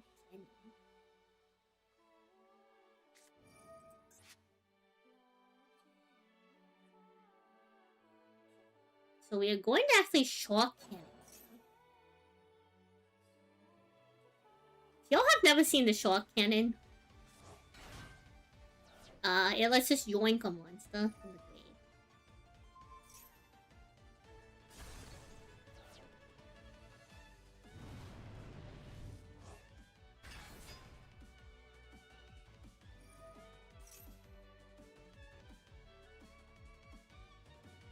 So they're gonna do a little bit of a pop and float on their end, which is it kind of reminds me of like, if y'all don't know chat, there was a period of time where like Telement player would make their win, not for their army negate, but to pop their own card.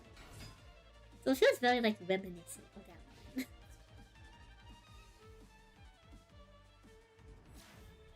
So we're gonna proceed to the battle phase. This isn't quite lethal.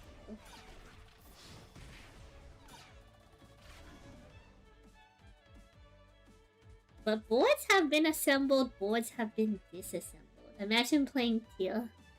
Gosh, I know far too many Telements players. I know Rook. I know Trish used to really like Teal. Josh liked Teal. Heck, Josh edits for the Telements guy of all times. Like, Ray knows how to play Teal. Of course he knows how to play Teal. He's on a team with Jesse. You miss lethal, it's rough out there.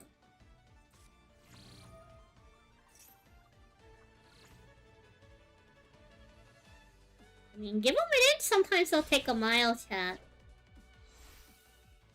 We are going to get one more fusion summon in.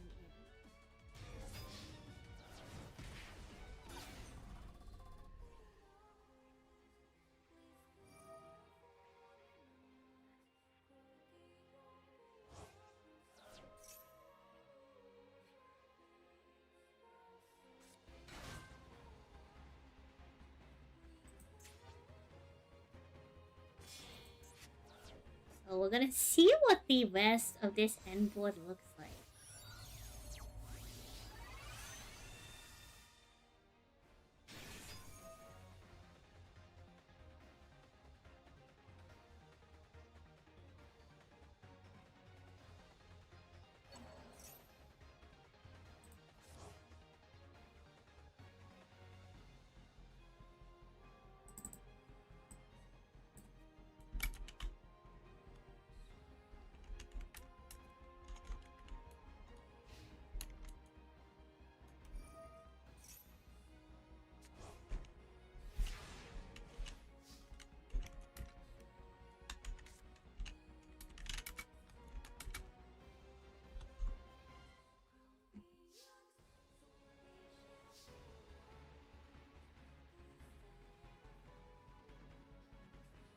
Stakes are very high, chat. Stakes are very high. The duel could still go either way.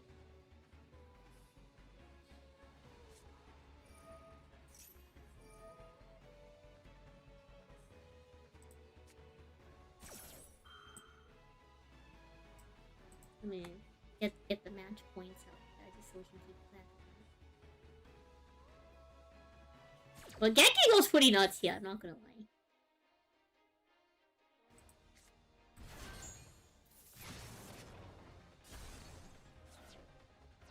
Unfortunately, we got the Wildwood's Protect here off of the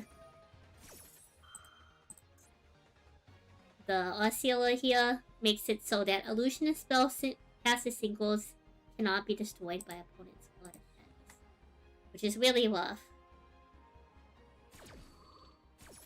Oh, Mikey, welcome back. We are in game 2 of set 2.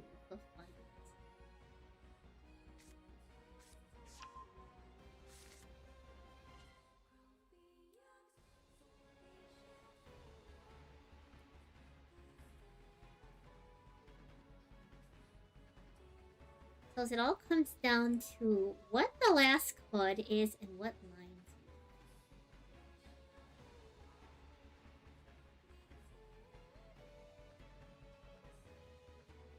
Unfortunately, between the grind game between Sky Strikers and Whitewoods, with so many materials already engraved, Whitewood is in a solid position right now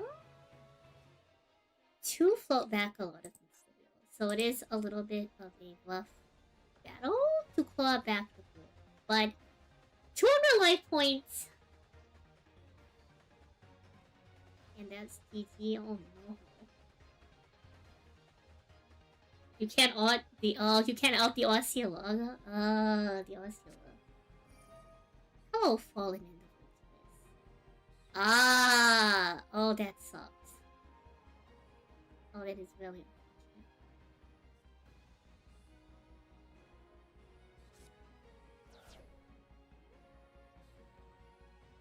Yeah, who'd have thought that targeting protection, I mean destruction protection, would be so relevant?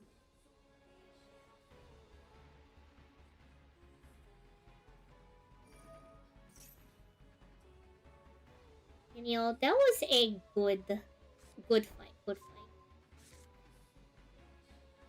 Definitely fighting out the good fight, coming all the way from missing the first round to fighting your way out of losers brackets to almost taking it back underdog style into the finals. If you do a starter, maybe. Oh, I believe it. I believe if you do a starter, you definitely could have piloted something. For sure.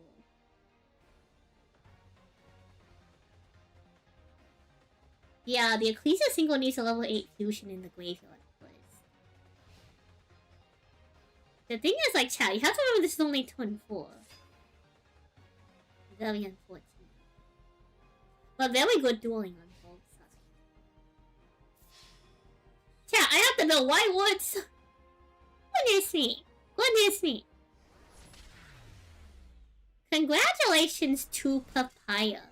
You did get a set taken off of you, but you held strong to defend your title as the winner of Winners Bracket and now the winner of the San Salie Build-a-Deck Tournament June 2026 edition.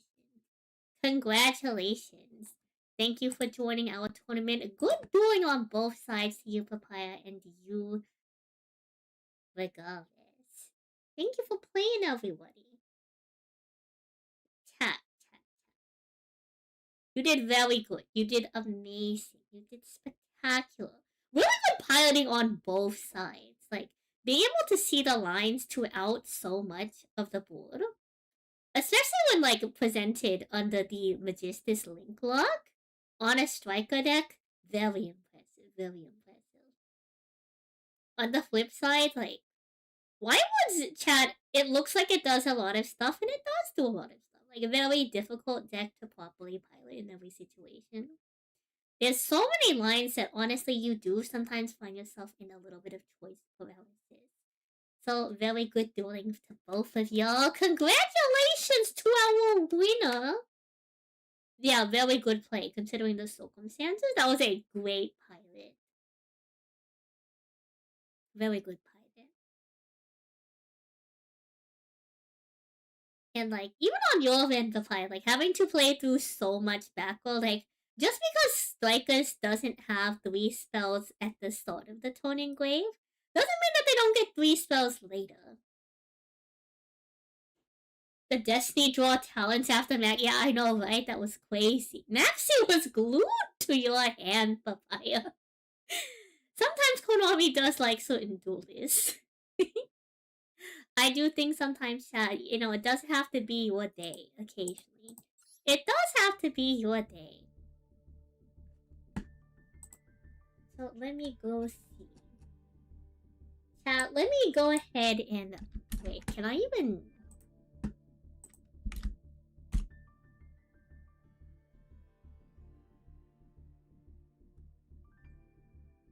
Chat, we're gonna go ahead and get the winning deck list. This is a 40 card Magistus Whitewoods as a meal. 40 cards, chat. 40 cards. Congratulations again, Papaya. Thank you for entering the tournament. Congrats on going nearly undefeated into finals. Undefeated into finals and nearly undefeated in the finals. You are at 20 cards left in the deck at the start of turn 3. I know, right? Not a male in the entire deck. I'm confused. Is this not a man? I thought Zoroa was a guy. I mean, if they're non-binary, I don't want to assign their, like, gender roles. But, you know, I can't, like, assume their gender, obviously. Do we have confirmation that they're non-binary and or identify as female? Also, I thought Drollok and Bird was a boy. Is Drollok and Bird a girl? Chat, opinions. Is Drollok and Bird a girl? Oh, yeah. Wait, Dragoon. Chat, what about Dragoon?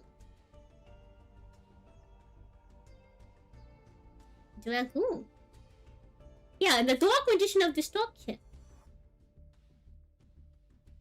They study magic, so maybe, look. I don't make the... Okay, Chengo...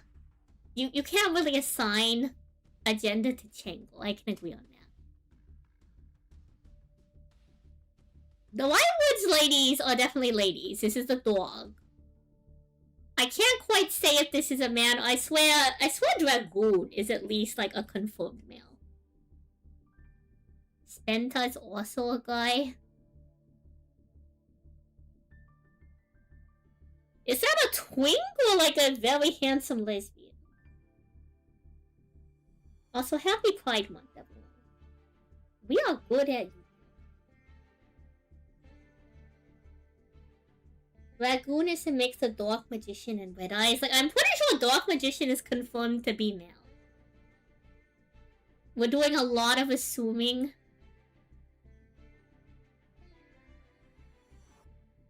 I mean, look.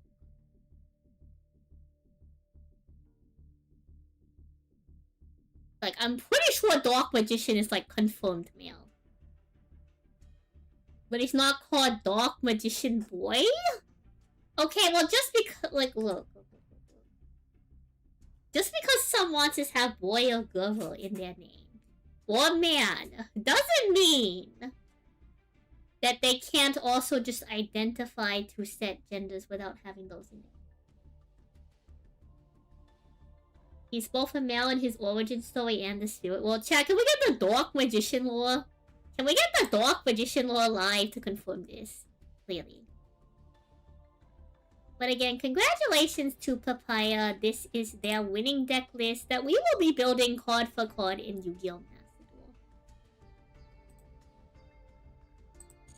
Thank you for everybody for participating in the tournament. This has been a very exciting evening. I suppose let us go check how much damage is going to be done. We have max deck slots, so I need to go either buy another deck slot or like kill one of my personal decks.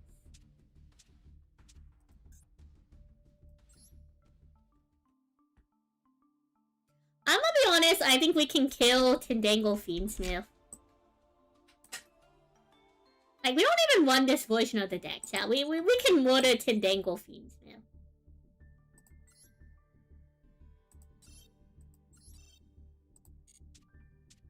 There we go. Oh. Yeah, Bjorn did tell you. Did tell me that you were entering. So thank you for coming out and playing, chat. It is time for us to see how expensive this deck will be. I will need your emotional support. Yeah, I will need your emotional support as we figure out how expensive this deck will be. Okay, so let's go White Forest.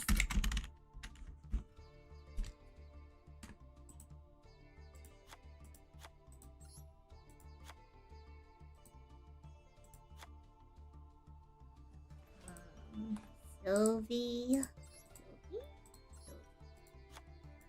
3 Sylvie.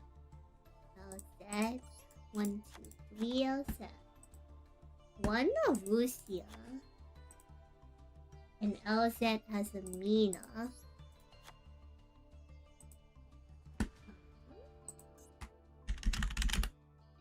Wanted.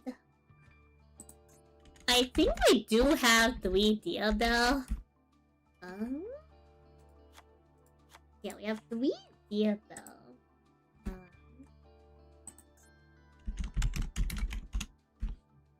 I don't know if we have the continuous Sinful Spoils.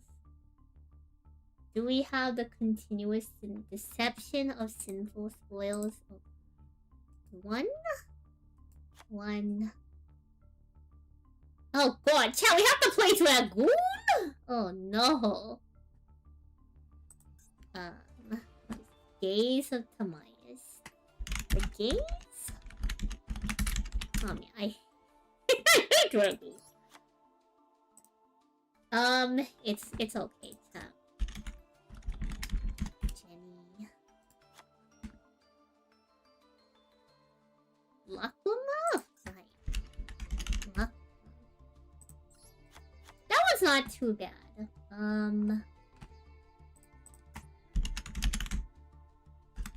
Magistus. So 1 Aureliona.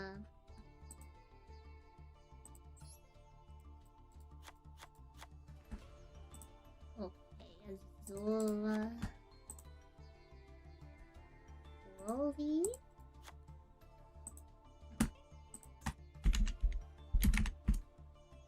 Maxi.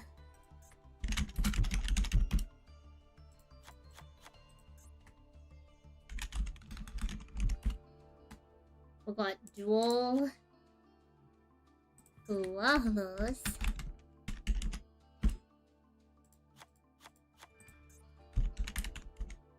I don't know if I own Tactic. Okay, I guess we do. You only have 1 Talons? That's crazy.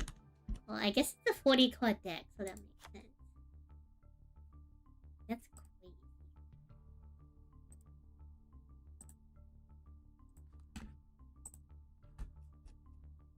What am I about to play? We're not playing. No, there's no Dark Magician. There's no Dark Magician. The Dark Magician that you use is the Dark Magician in the extra deck.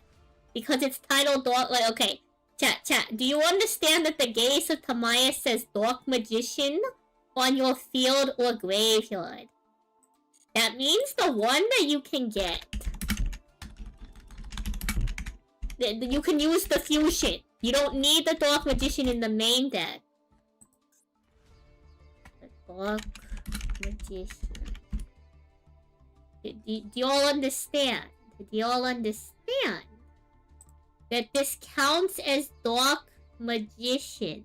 So you use this to make the Dragoon. So you don't have to play it in the main deck. Do y'all understand?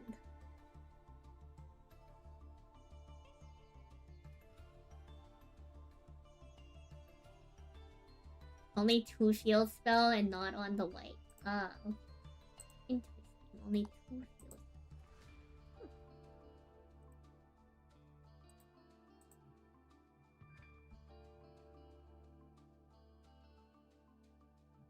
The first deck you thought to bring was going to be pure white Flores as Anina. I won tournaments too. I do win tournaments. I do win. Yeah. So it's used to cheat it out. What's the dragon though? Wait, what's the dragon part then? Is it one of our Magistus disposals? What's the dragon? Wait, who's the dragon?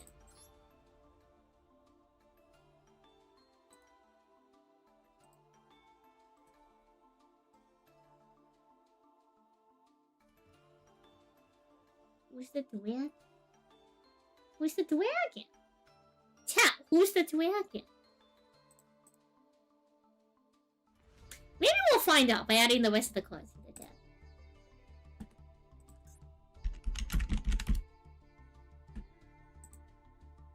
Okay, so Asialago, Bill Silva, got the Dragoon.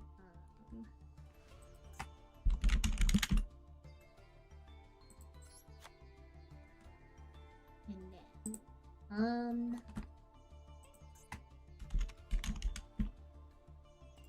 what?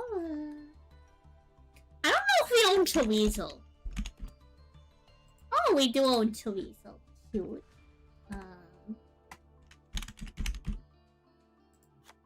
Own Artemis. I forgot there was 2 copies of the Zoroa. Single one.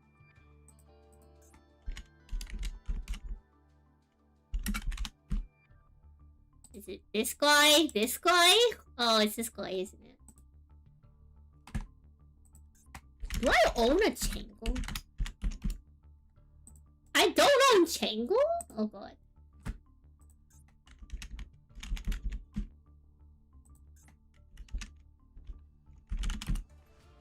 Yellen. That should go to show you, chat, like how often I use Darwin, because I can't even spell Darwin right. Because I don't use it.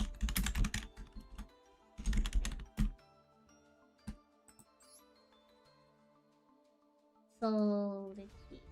1 Osceola, 1 Silvera, Nano. Ironically, I do have Queen of the White here, though. Somehow, we do have that.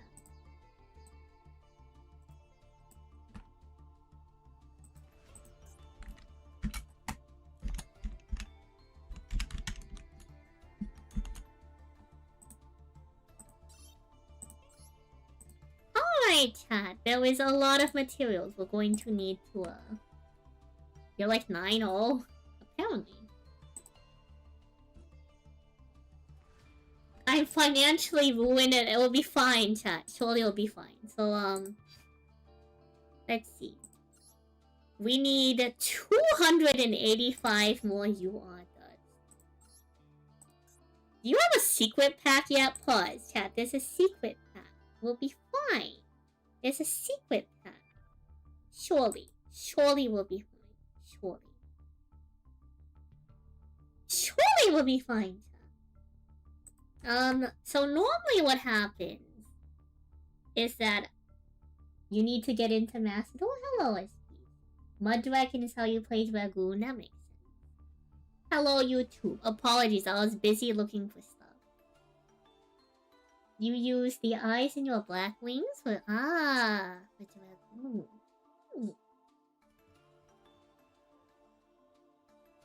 So normally, Papaya, what happens is like I schedule a stream that like is time friendly for you, and then I stream me playing the deck. The problem is it's going to take me a little bit to get all of these crafting materials, so I might have to like.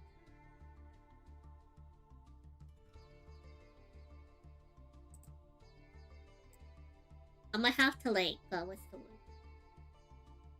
Oh, I'm gonna have to. I'm gonna have to take a rain check.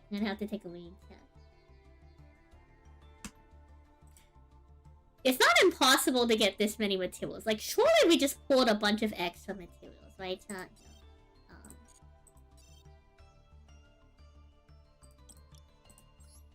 Surely we pulled a bunch of extra materials. Like, look, we have an extra Albalentis. Surely you never play two of those. Like, we could get another... We could dismantle a Mila Jade. We could dismantle the, like, Alta Ecclesia. I clearly don't need, like, an extra branded loss. Like, right, like, we're never gonna play branded. Now that we have the shiny one, I can dismantle the Silent Honor Orb. We have 6 copies of Ningirsu that we can't dismantle because they hate.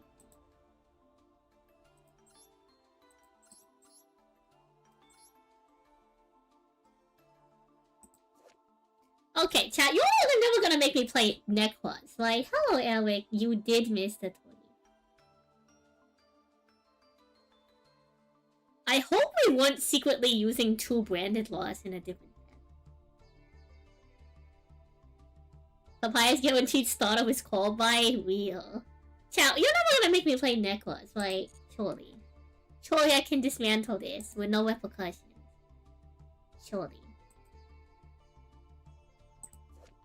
Chat, do I need 2 of these? Can I just get rid of 1 Georgius? Like, y'all keep defending this card. I clearly don't need 2 of them, you know.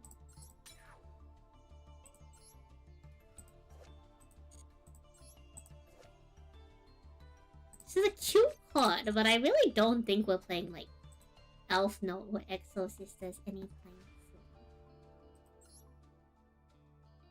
Chat, tell me I can just dismantle the RB cards. Surely. You like my pronunciation? My accent is from the US.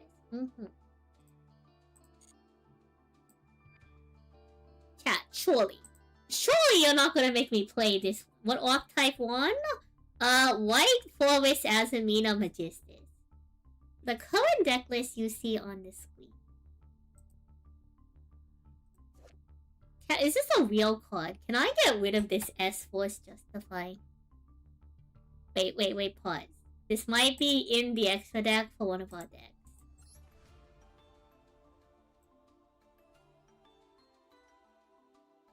Surely, hypothetically, right? I could get rid of that card, right? Hypothetically.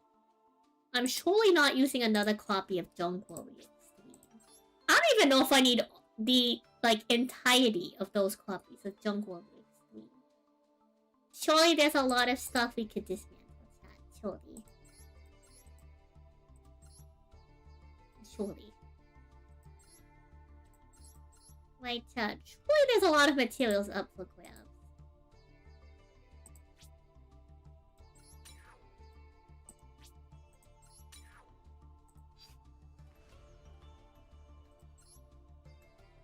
$215 more, chat. Surely. Probably not anything tonight we can move the needle on. But, you know, slowly but surely we will get there, chat. Slowly but surely. We forgot to dismantle the yummy when they got hit.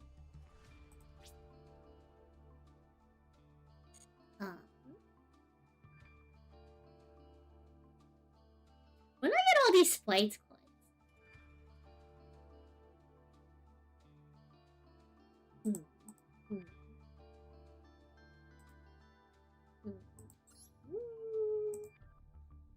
There's a lot of McConco cards, and if somebody would let us dismantle them, surely, surely, surely, surely, chat, surely,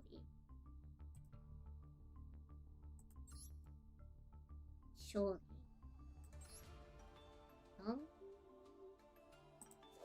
Dragon Void. Huh. Once per turn, if this card is in the graveyard, chat, you can turn this into a dragon monster and use it for Dragoon. Surely.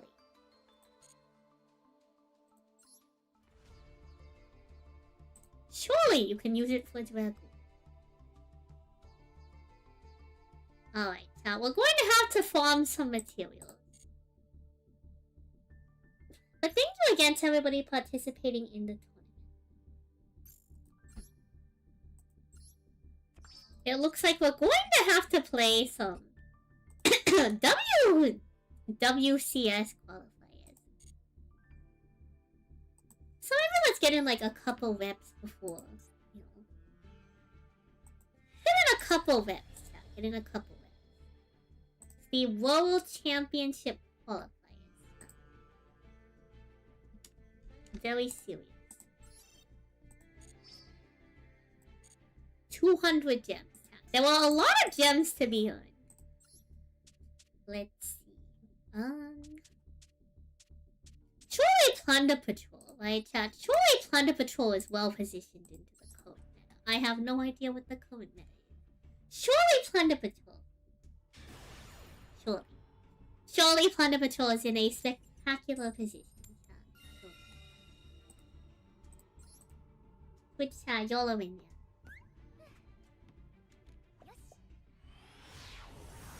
Surely no one is taking this note of the dismantle cards for the next tournament. What?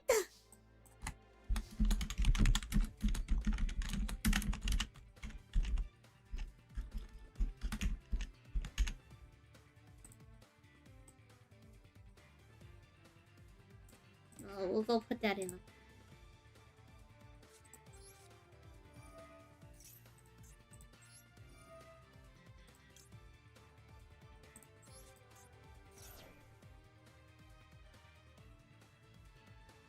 I don't like how they have a response. I don't like that they have a response.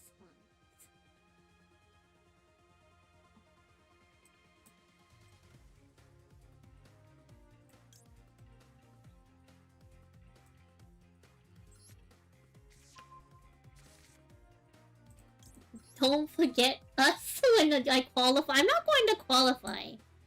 It'll be fine.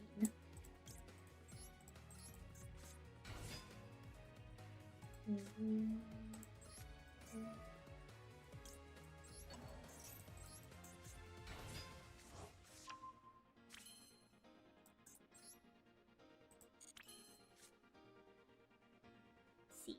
Fusion summon using one thing. Field or